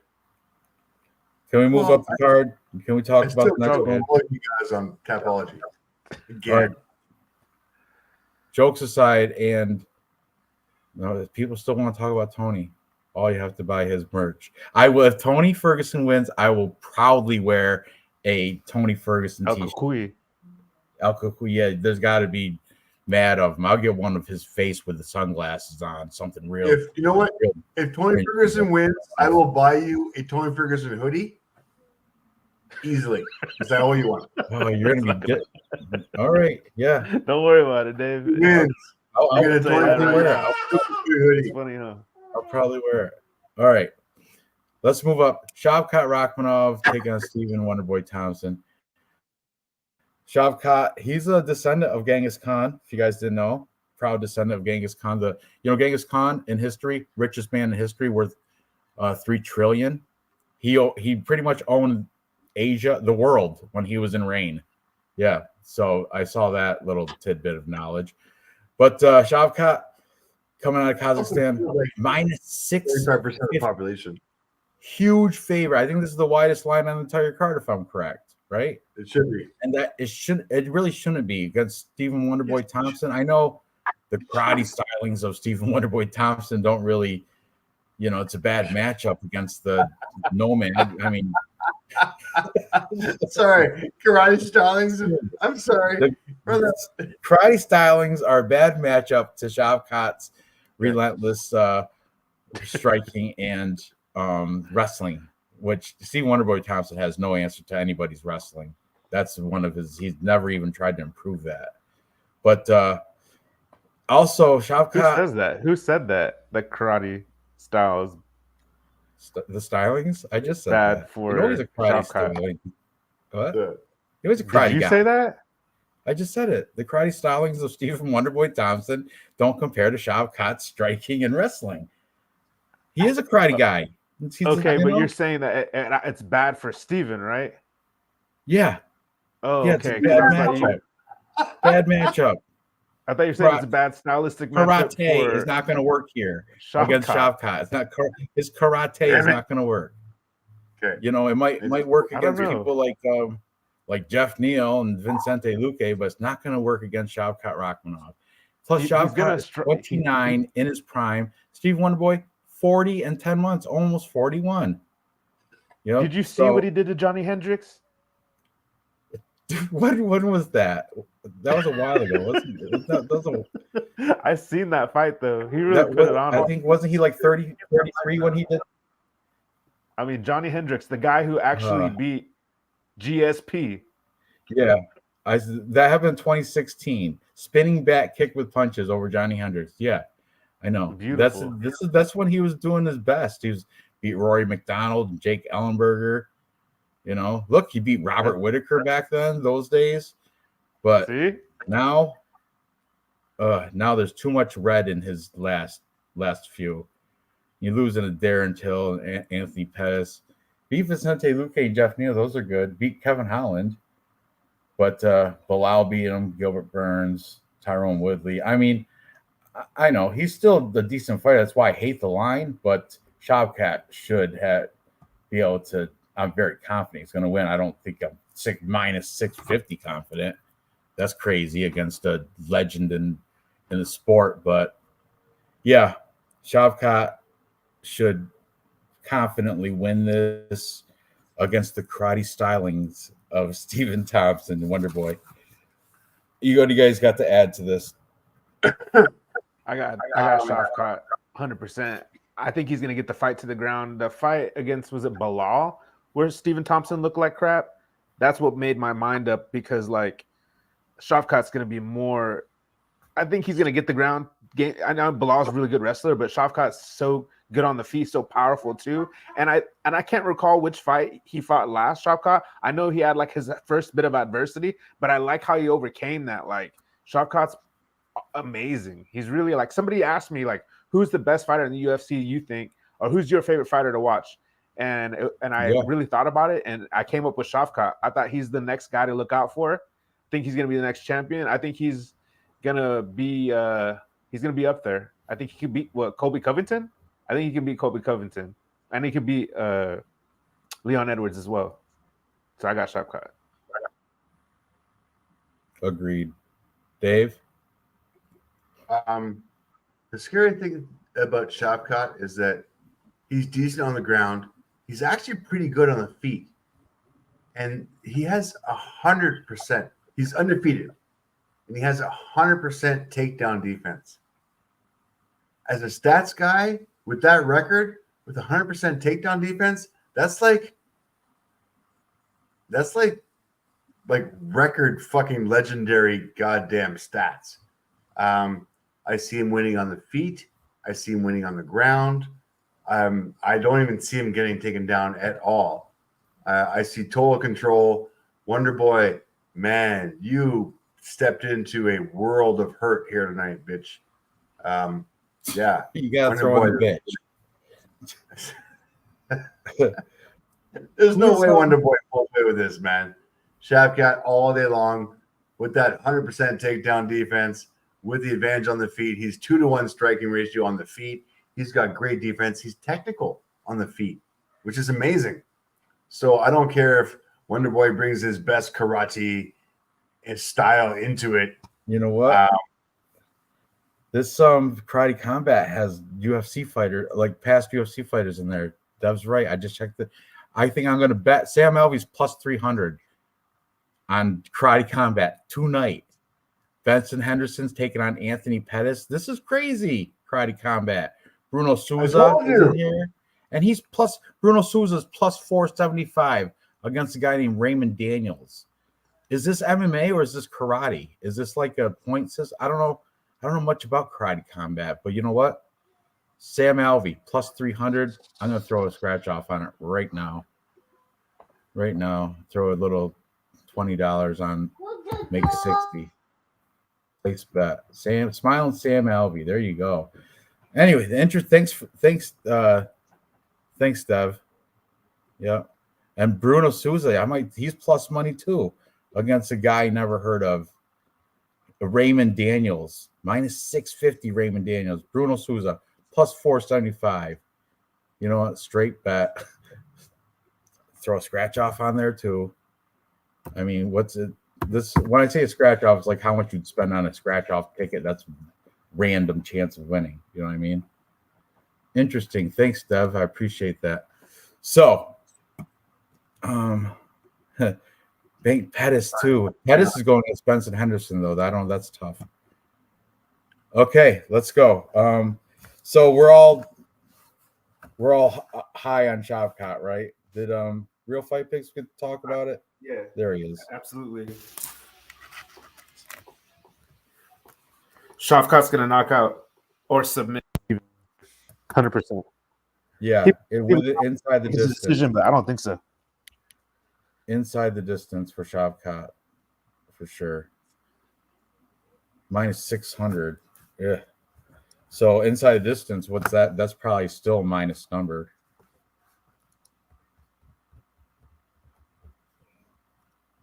All right. You guys ready for a co-main event? Dirty Red. Let's do it. Okay, we got the co-main event. This is a rematch. Alexander Pantoja versus Brandon Royval 2. To open up the Tapology. We skipped by all the fucking face-offs and shit. Hang on. I know, it's terrible. Oh, That's right. how Let's see that. confident Let's see the face-offs. I'm sorry. Sorry about that. Let's do it. I know.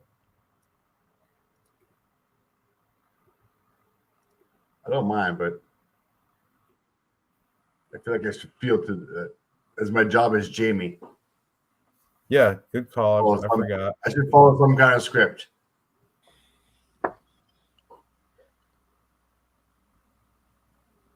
Looks like a PE teacher. He's old. He's old, man. It's done. Look at the gray hair. The UFC is punishing Steve Thompson for not taking that fight against Michelle Pereira. They're punishing his ass. I think they're sending a message right now with this fight. You know they are, to the fighters. Oh yeah, right. Because yeah. I made weight. He didn't. You know, that whole big deal. Yeah, he went on. Then he still wanted to get speech. paid, even though he didn't fight. He still wanted to catch a check. Yeah.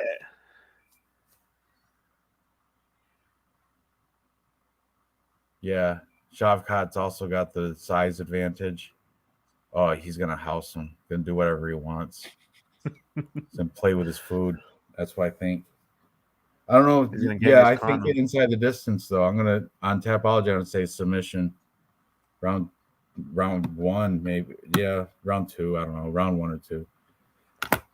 For sure. All right, these guys are edgy. They want to. Let's go next fight. We spent enough on the.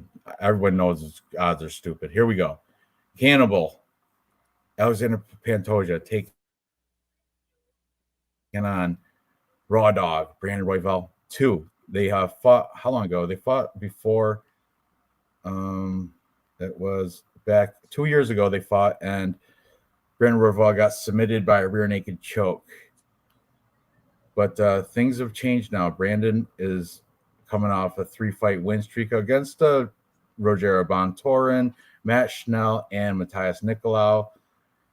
The thing is, Brandon Royval, he's like his pressure is relentless. He'll go out on a limb and try risky moves. He's a risk taker when it comes to his fighting style, and he's very aggressive. He never backs down, but sometimes that causes him to get caught, like in a submission, a rear naked choke, exposing his back or something. Or I don't know. I just seen his aggression not pay off, like his risk taken. He slips and makes a mistake, and somebody like Pantoja should capitalize on it. I think Pantoja is going to win again. He's just, I think, the better fight IQ in there. I'm not saying Brandon Royval's got bad fight IQ. I'm just saying Alexander Pantoja's got better ring experience. And look at 26-5 to 15-6. You know, I like Pantoja here. I think it's gonna. What happened last fight was a submission. I don't know if it's gonna be a submission, but Pantoja's gonna win against Moreno. But I mean, that was. I bet for Moreno, and honestly, he lost that fight. Before that, Alex Perez submitted him, rear naked choke. Before that, Brandon Royval submitted rear naked choke. Before that, cap decision, cap, whatever you want to call him. No cap. The guy's not losing. Ranked number 1 flyweight worldwide for a reason. Levels to this game. Brandon Royval coming off wins of Matthias Nicolau, great, knocked him out, wonderful. Before that, Matt Schnell subbed him out, wonderful. Before that, Bontarin split decision. So I mean, got a good record, but yeah, levels to this game. I'm all over Pantoja here. Real fight picks. You know, in my yeah, go ahead. So like my research was, not my normal research this week. Usually, like even when I say I haven't researched, I've actually researched a ton. But I did get to see a little bit of embedded, and I was impressed. Royval does Brandon Royval does a 10 miles. He does a 10-mile run, and he was doing it in Vegas like it was nothing. I just want to say, the boy has got skills. The boy's got endurance. But we've already seen this fight, and I don't think it's one of these fights where, oh, Royval, he's gotten so much better, and Alexander Pantoja training at Florida. What's that American Top Team? He's not improved, So I think that they both improved. Pantoja was the better man. He dominated Brandon Royval. I think he's going to do that. I like Brandon Royval. I think that's why I wanted to say something positive about him. He's a pretty cool guy, and he's a good fighter. I think he's kind of up there too. Like, it's one of those situations where it's like Joseph Benavidez and Demetrius Johnson. They're both really good, but unless like Benavidez is fighting somebody else, he's going to lose. And I think that's the same thing here. I think they could fight 10 times, 15, 16, 18, 19, 20 times, as many as you want. Pantoja's going to win every single time. So give me Alexandre Pantoja.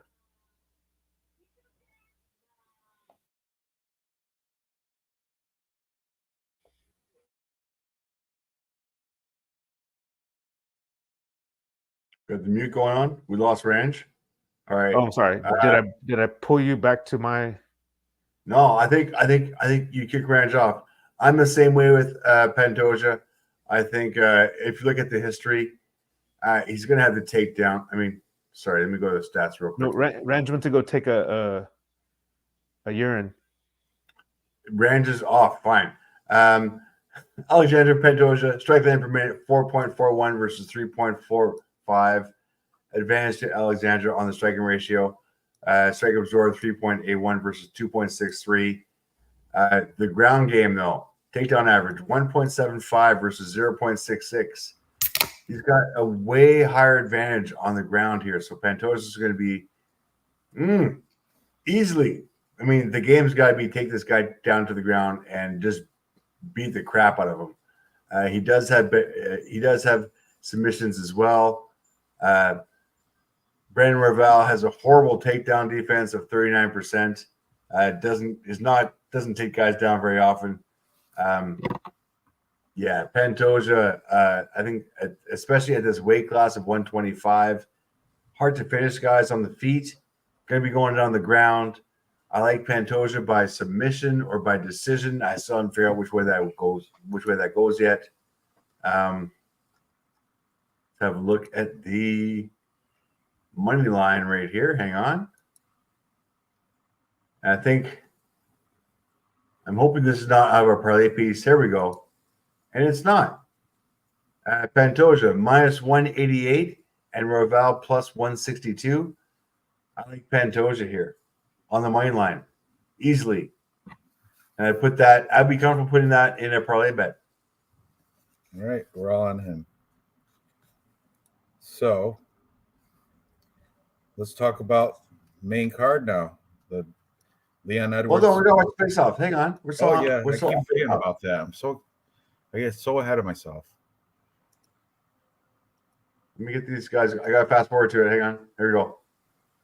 Apologies. I think it's good value actually on Pantoja. What's he?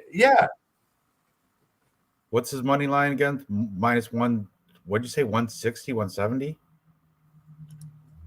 He's a minus 188. Okay, yeah. It was minus 190, so I figured. Anthony W. got first Tapology group. Was he on the? You're muted. He's here now. Yeah. Was he on last week? No, he's Was no. he I don't wasn't. know. I have to go back and watch the tape, but he's a regular. You know what I mean? Like I know. Good on you, Anthony. Good job. Kudos. Cheers for Anthony W. I say he earned that. T-shirt? Yeah, Dave. I think you ought to give him a T-shirt. Anyway. Oh shit! Is that Anthony W? Yeah. Yeah. Damn. Mr. I might have to put out for him. You gotta kick that back. We totally missed it. He's been here for a while. Look at the snarl that Brandon Royval's got on his face. The snarl. That look. Let's kick it back a little bit. Was he rapping right there? It looked like he was rapping. It was like Brian Kelleher spitting out some fucking. Oh, I like the lip curl. The lip curl snarl. I love that thing. Yeah. Raw dog. They call me Raw Dog, Joe. They call me Raw Dog. Yeah, looks like he's rapping right there. Wonder if he was rhyming. I don't know what he's saying. That'd be great if you rhymed whatever he just said. Yeah.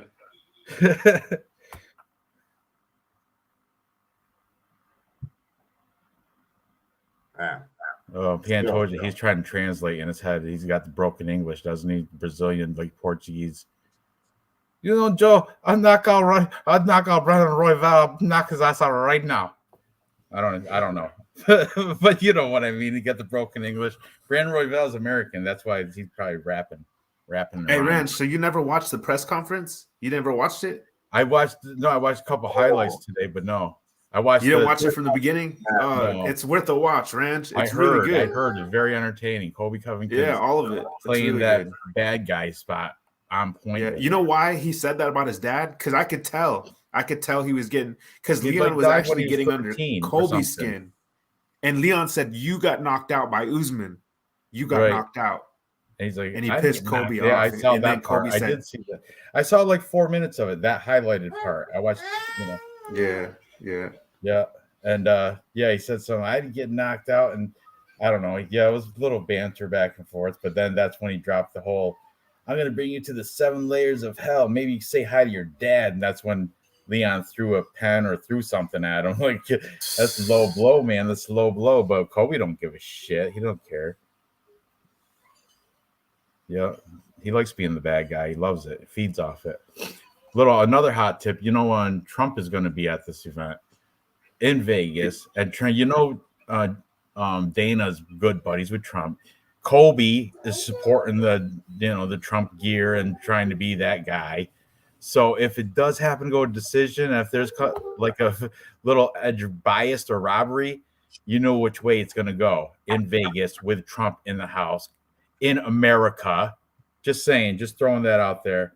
That's why, like, for this main card, and I'm going to tell you what, Kobe's wrestling is far superior to Leon Edwards. All Leon Edwards has is decent get-up game, and I guess his takedown defense is okay for a Brit, but Kobe's wrestling will overcome this, and I think he might be able to pull off something similar to what Bryce Mitchell's going to do. He's gonna get the takedowns, and I think he's going to use top coverage and control time and just drag it out. Kobe knows this is his opportunity to finally get that top, and this is a winnable fight for Kobe Covington. Yep. Because Leon Edwards, he's like very he waits. He's a patient fighter. He's like, look, he was losing all 4 rounds to Usman the first fight, where he got that head kick in the last round. That's, he lost every round of that, but he's being patient, looking for his opportunity. And I think Kobe Covington is smart enough to game plan wrestling, which he does have. He uses wrestling abilities, and just chain wrestle. That's what Usman has, a different style. He does like one-off takedowns, and then he tries to work with them.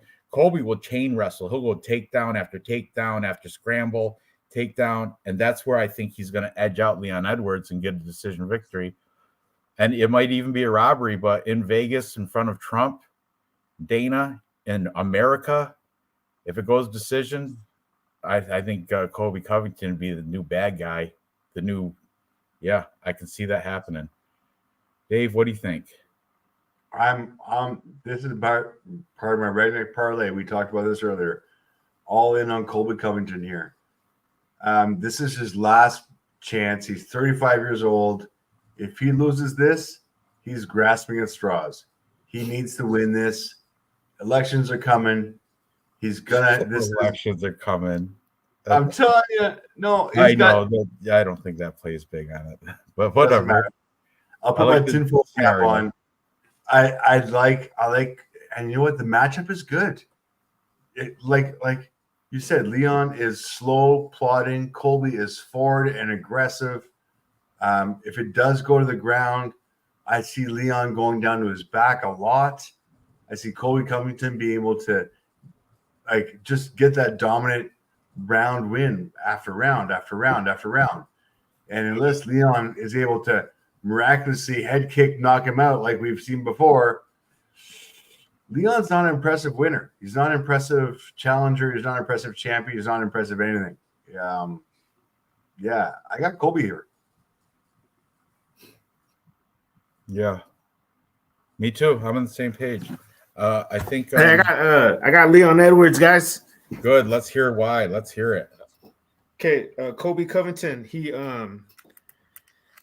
this is the first time he's fought somebody under the age of 5 in 6 years. He did take a huge layoff. He fought a bunch of old guys. He fought freaking Damian Maia when Damian Maia was 41.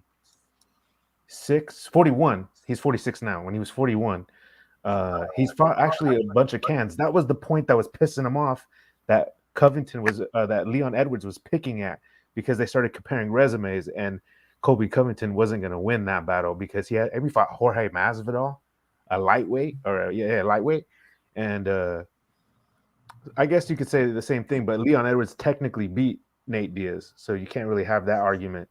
And he stopped 11 takedowns of Usman. He defended a lot of takedowns from Usman, and he took him down. Mind you, I know that Usman has bad knees and Colby doesn't, so Colby's wrestling might be more effective. But to me, he's still the less skilled between the two of Usman and Colby, and Leon took care of Usman. So look at Leon still right there. He's pissed about that dad joke. He's letting he is, man. Did they face off? Did they do the face off? I think so. This is the after face off thing, right? I think Dave. Okay. I don't know. But when Dave comes back, I'll have him run it back. Did they get close, or was there people there? I don't know. I missed it. Dave, kick it back to when they're looking at each other. Oh, look at Colby talking his little campaign. Did I miss it? Did I go too far? There you go. Yeah, he had to be second, right? Oh, yeah. Here it we is. go. Here it is. Oh yeah. No, bro. Colby stepped back. Yeah, Leon was reaching in the strap, looking for his burner. Look at Colby step back. Did you see that? Did he step back? No. Yeah, he took a step back. You know, on the streets, he's weak. Look at even Jorge Masvidal showed him that. Didn't he like give him brain damage or something? Soon for brain damage out in the street fight. That's another thing. Like, is that for real? The brain damage thing? Does that come into play? Nobody talks about that. I think that was a lawsuit thing, along with the Rolex. He probably signed an NDA. I bet you Colby signed an NDA but got paid out. Boost bet on my bookie. Plus 189. Yeah, Dev. Leon does. I hate watching Leon. He's just, I don't know. He's just so boring and slow because he's so patient. His styling is just, he wants to find that sneaky counter head kick or something. Because, like I said, that first fight with Usman lost every round until he got that head kick that saved him. Then the rematch, it was kind of, I don't know. I think Usman wasn't all there mentally. I don't think he was like, I don't know. The rematch was kind of shitty, but Leon did win it. So Leon's an emotional baby. Yeah. Dirty Reginald cocaine talk. Come on. This is the young people in here. Okay, let's have some stats real quick. Leon Edwards strike line per minute 2.80 versus 4.10. Strike absorbed 2.40 versus 3.05. Almost an even strike, almost an even striking ratio for Leon. Colby still above, man. I like it. Takedown average 1.26 versus 4.05. Damn. Just saying. Colby's, I mean, we have a lot of stats here, but Colby's got the advantage here on all counts. He is shorter, only has a 2-inch reach advantage, which is an inch on each arm. I'm okay with that. He is the older fighter. Man, both of which only have 3 wins. Sorry, both of which only have 3 losses. This is closer than what you guys think. I like Colby here. Yeah, I'm on Colby as well. Real fight picks, you're on Leon, right? Yeah, I know he lost the mental warfare, but he always does. I mean, that helps you in a. Like, what do you like Leon's about him? Gonna freeze? Do you like his striking? Cage? What is it? What stands out? You like his fight IQ, his striking? What do you want? Why are you choosing him? I'm just curious. Leon Edwards? I think he I don't think people like.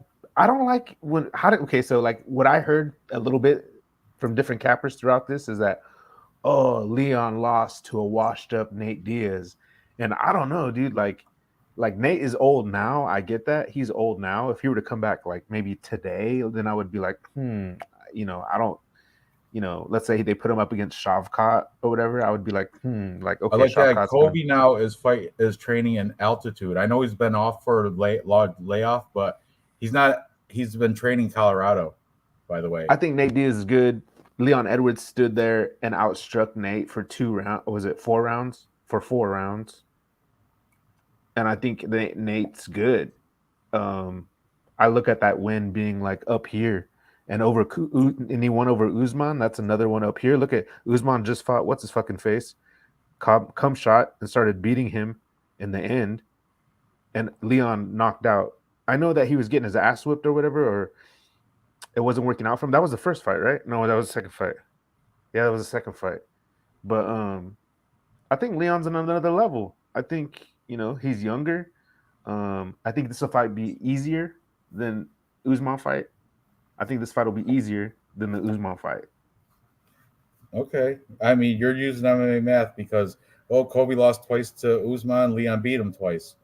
But I don't think that works here. But all right. I see your point. He's the favorite too. So a lot of people are agreeing with you that Leon Edwards should win. But I got a feeling Colby Covington's he's going to be the new. I got a feeling. You're partial. Now, you're biased, Ranj, towards wrestlers, Ranj. I am. I admit that. I am. Yeah, I admit I'm biased toward wrestlers, and I think that's gonna. Yeah, I pretty much took all the wrestling advantages fighters on this card. But okay, we got to fill in some blanks I missed. I didn't get the odds for Josh Emmett, Bryce Mitchell. Dave, can you run the money line? I didn't write that down.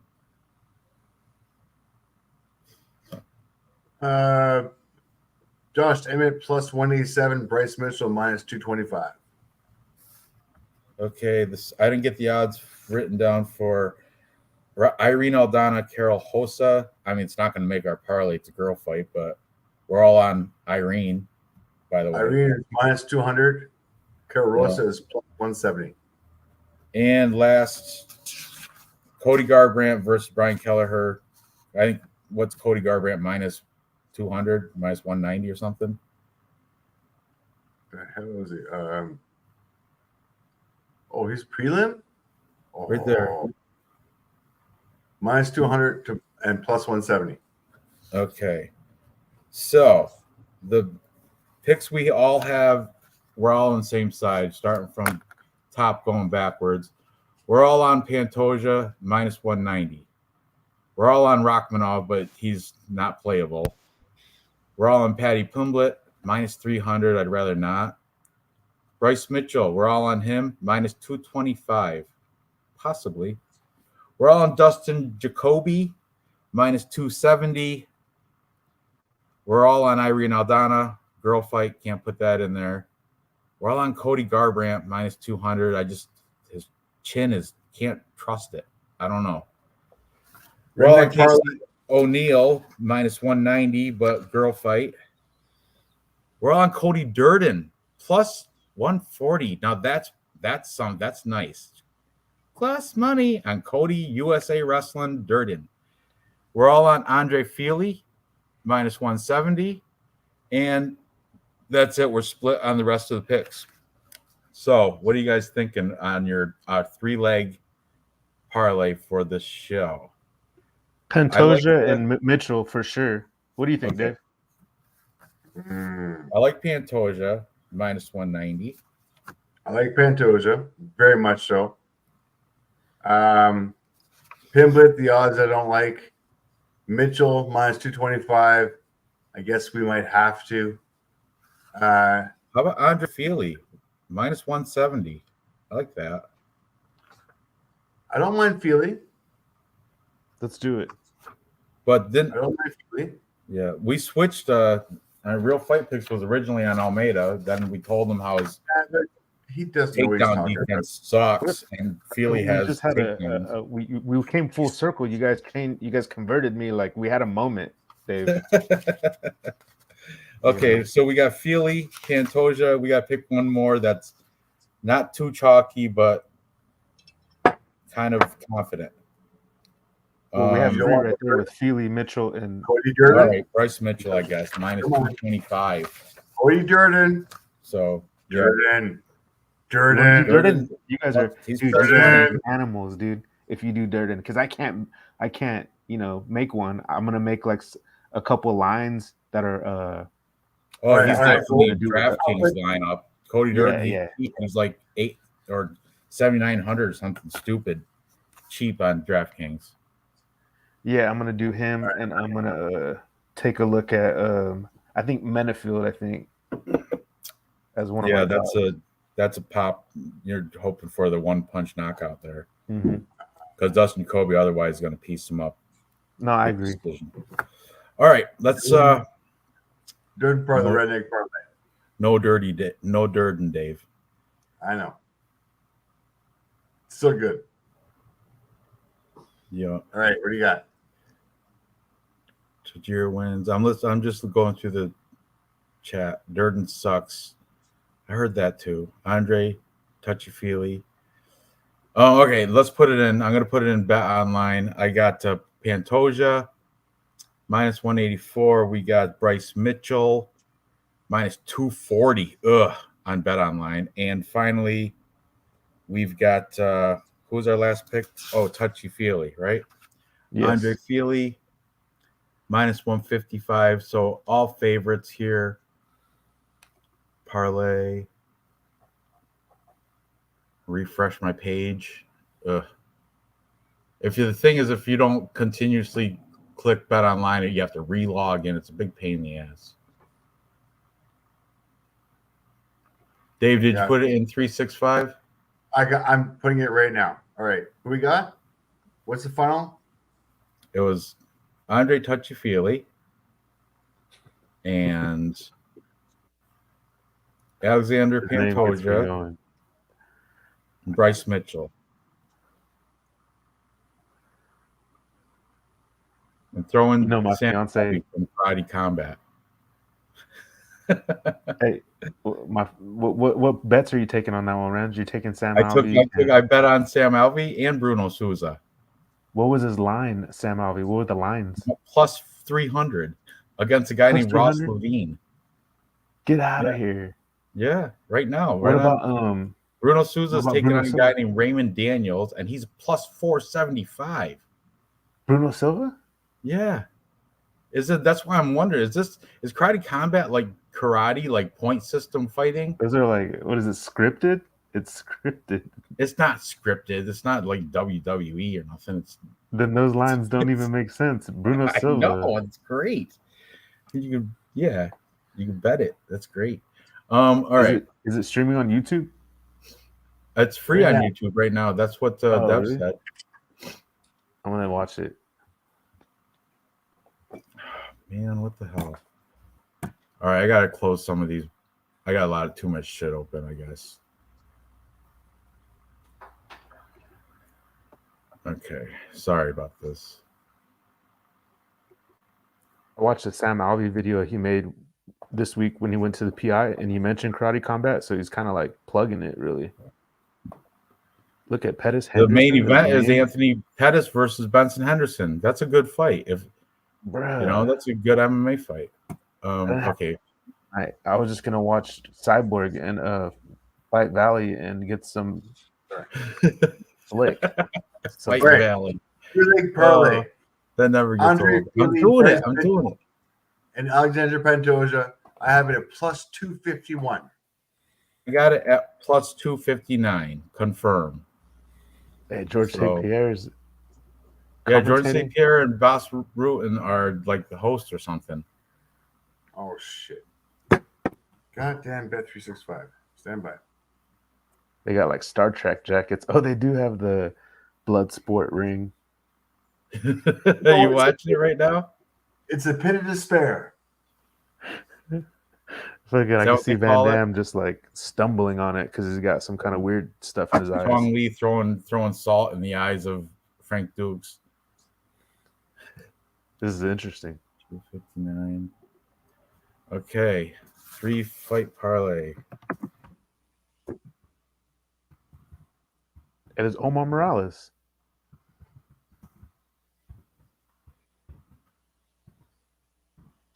Omar Morales on Karate Combat right now?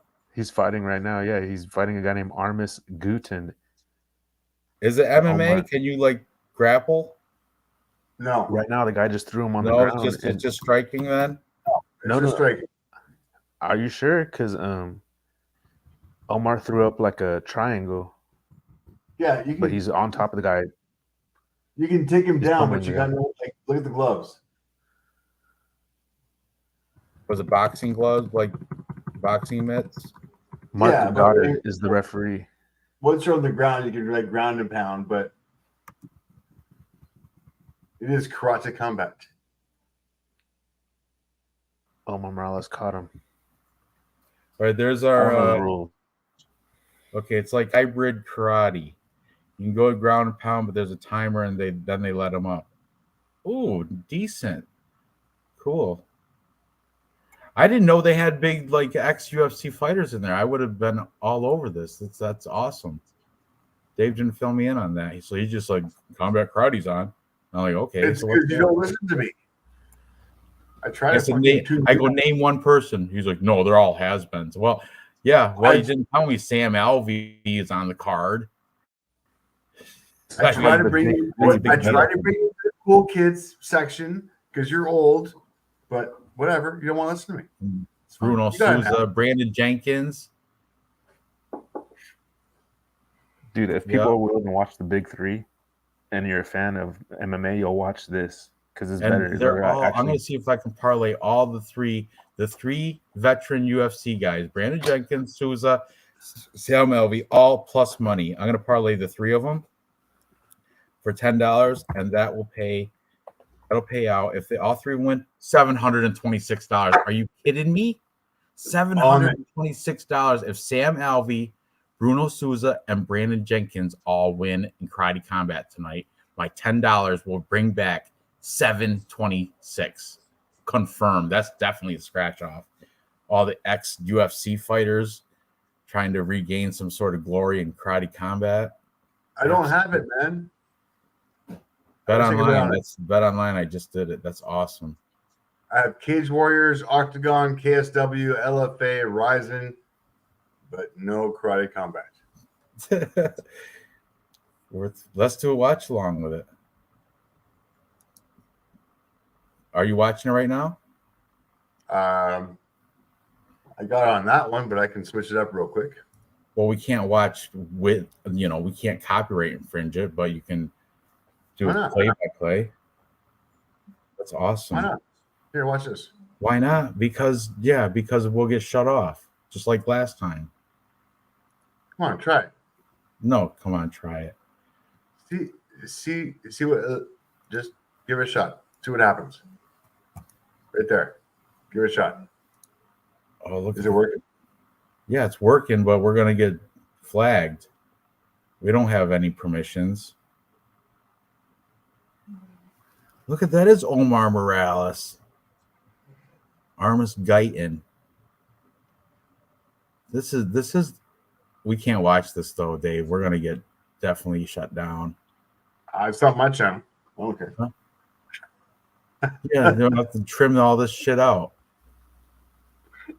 You can't. Yeah, you gotta stop playing. We can go back, load it every once in a while. We can watch a little bit. Hey, look. So we got a little break coming up. Infringement that go on. What's that? We have a little break coming up. I mean, this is going to be the last show for the year for you, and I know. Is there like PFL the last, already? There's got to be other promotions in between, no? Maybe one. I'm not free, sure. Bro, you can watch. Yeah, but I don't know if I can share screen watch it. Freeze, we got them. Free. Oh, it's free use. Okay, fuck it. What are they gonna do? I don't monetize anyway. Omar Morales. I bet you he's plus money too. They're giving all these UFC veterans plus money.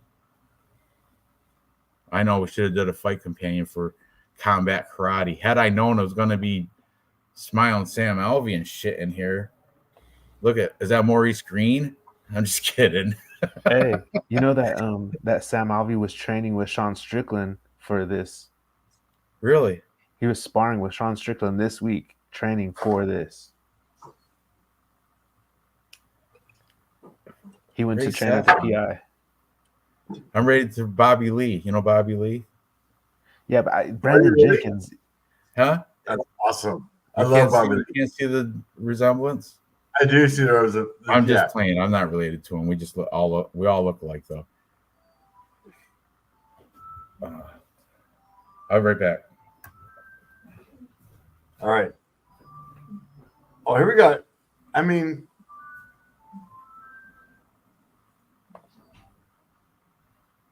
Omar Morales is an easy win on this one, as far as I'm concerned. Oh, he took it off the share screen? What? Yeah, bastard. Yeah. I'm nervous, man. Nervous. We're gonna get Ranj, somebody's gonna. I want to watch these. Ranj, Dave, I gotta let you guys go. Merry Christmas, guys. You guys are awesome. You guys are the best. I appreciate you having me on tonight. It's always a lot of fun. I do want to try to meet up during the break. I'm sure you come up with something. Just message me. But I gotta go, and my fiance has school. She leaves at 5:30 in the morning our time. I gotta go take care of my little stinker butt. So I gotta excuse myself. Yeah, but you're good. You're good. Thanks for. I appreciate you guys, and good luck tomorrow. Yeah, absolutely. Good luck tomorrow, and good luck on this 3-leg parlay you got. I'm gonna be watching it. $726. Yeah, off a $10 bet. How could you not? Good night, chat. All right, later. Okay.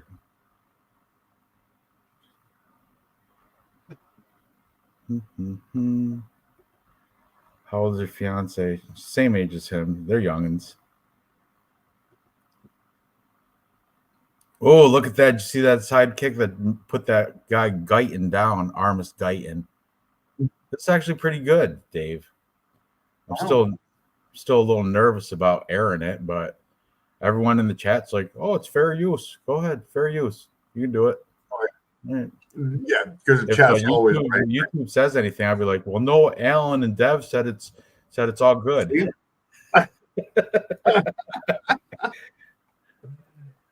banned. All right, you're in a 4-week ban. Good. There's no more events for another 4 weeks after today. So, or after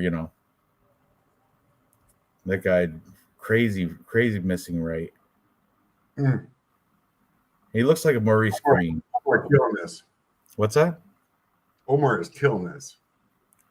He is. Omar favorite. I want to keep the favorite here. Oh, he is.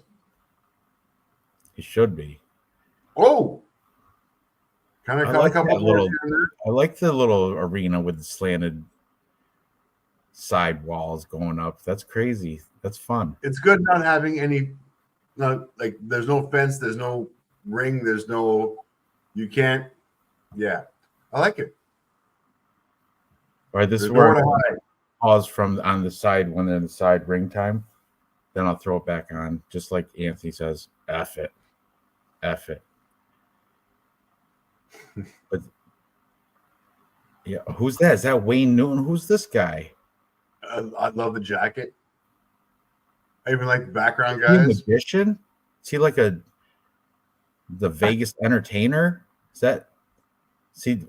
Who is this guy? He's not a UFC guy. He's not like a MMA guy. You think he's probably got like not even a white belt? This guy. He's a lounge singer. Robin Black. Who the hell is Robin Black? This guy. Right there. That's Robin Black. Look at the people in the background. Look at the dude with the. I like everybody in the background. Is this in the Sphere? Where the fuck is this?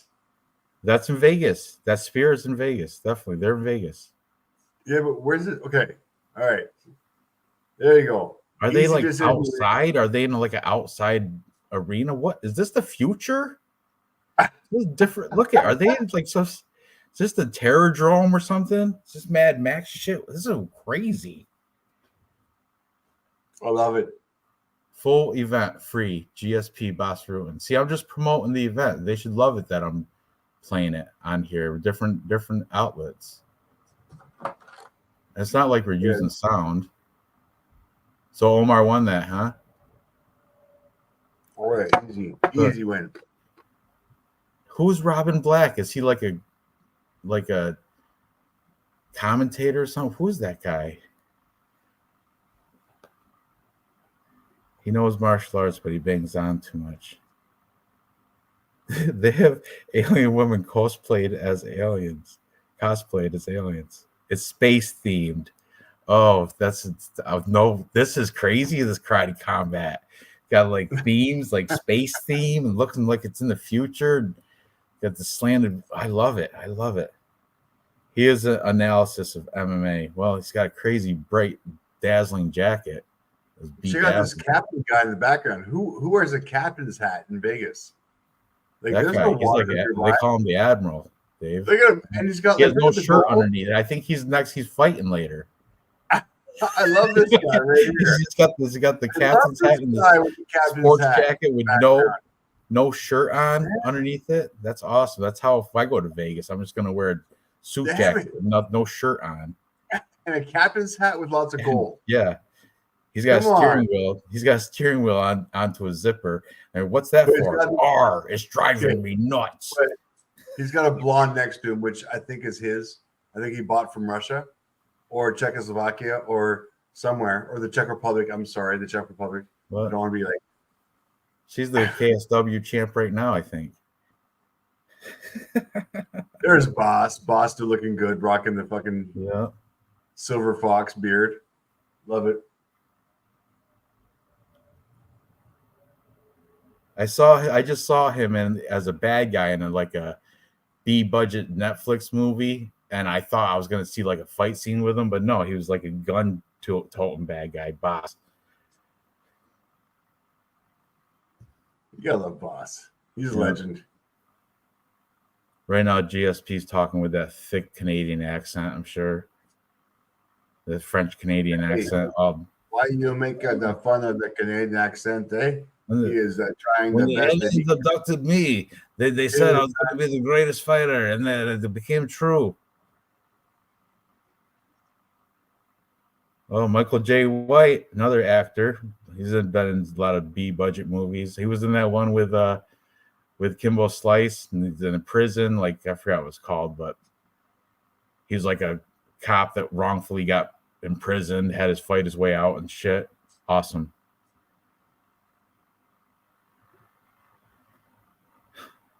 They're still talking about Robin Black, that guy. Freddie Masabo. Who's this next hot thing in karate combat? It's the biggest opportunity he's ever had to change his life. Well, yeah, he's from a third world country, it looks like. Look at the bus sign is upside down. You see that? We saw that. We watched the same things. Oh no. What? Yeah, what country is this? This is some. Yeah. There's Sunoco though, so they got. Oh, this is a different country. This is Texas. No, I don't know. I'm just saying. I have no idea where this is. Oh, chat, fucking pile on, chat. Please pile in.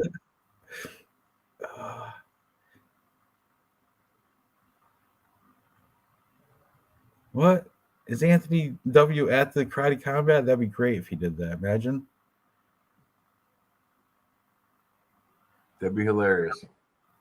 Look at that the ringed octagon, not caged octagon, ringed octagon. Oh, putting it on him though. Right there. That's bare knuckle shit. Yeah.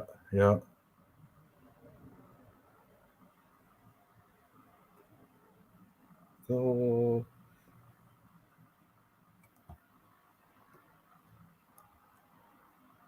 is this a hype video for a fight that's coming up or something? I'm sure it is.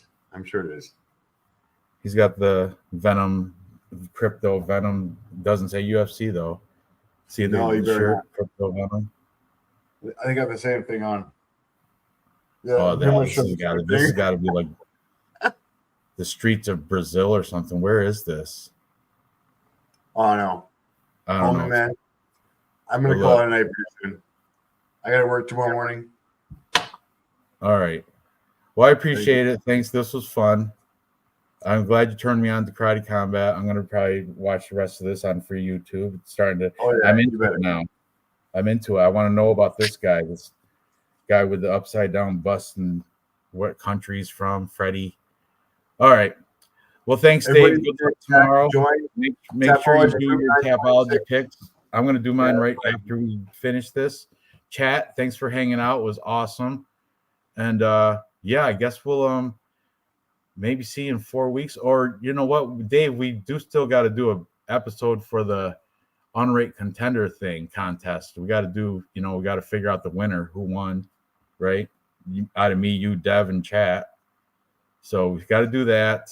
So there might be a show in between during the break, 4-week break, might be a show in between doing that. So, all right, be in touch, Dave. I'll see you on Instagram, whatever. All right, thanks, homies. Have a good night. All right, later.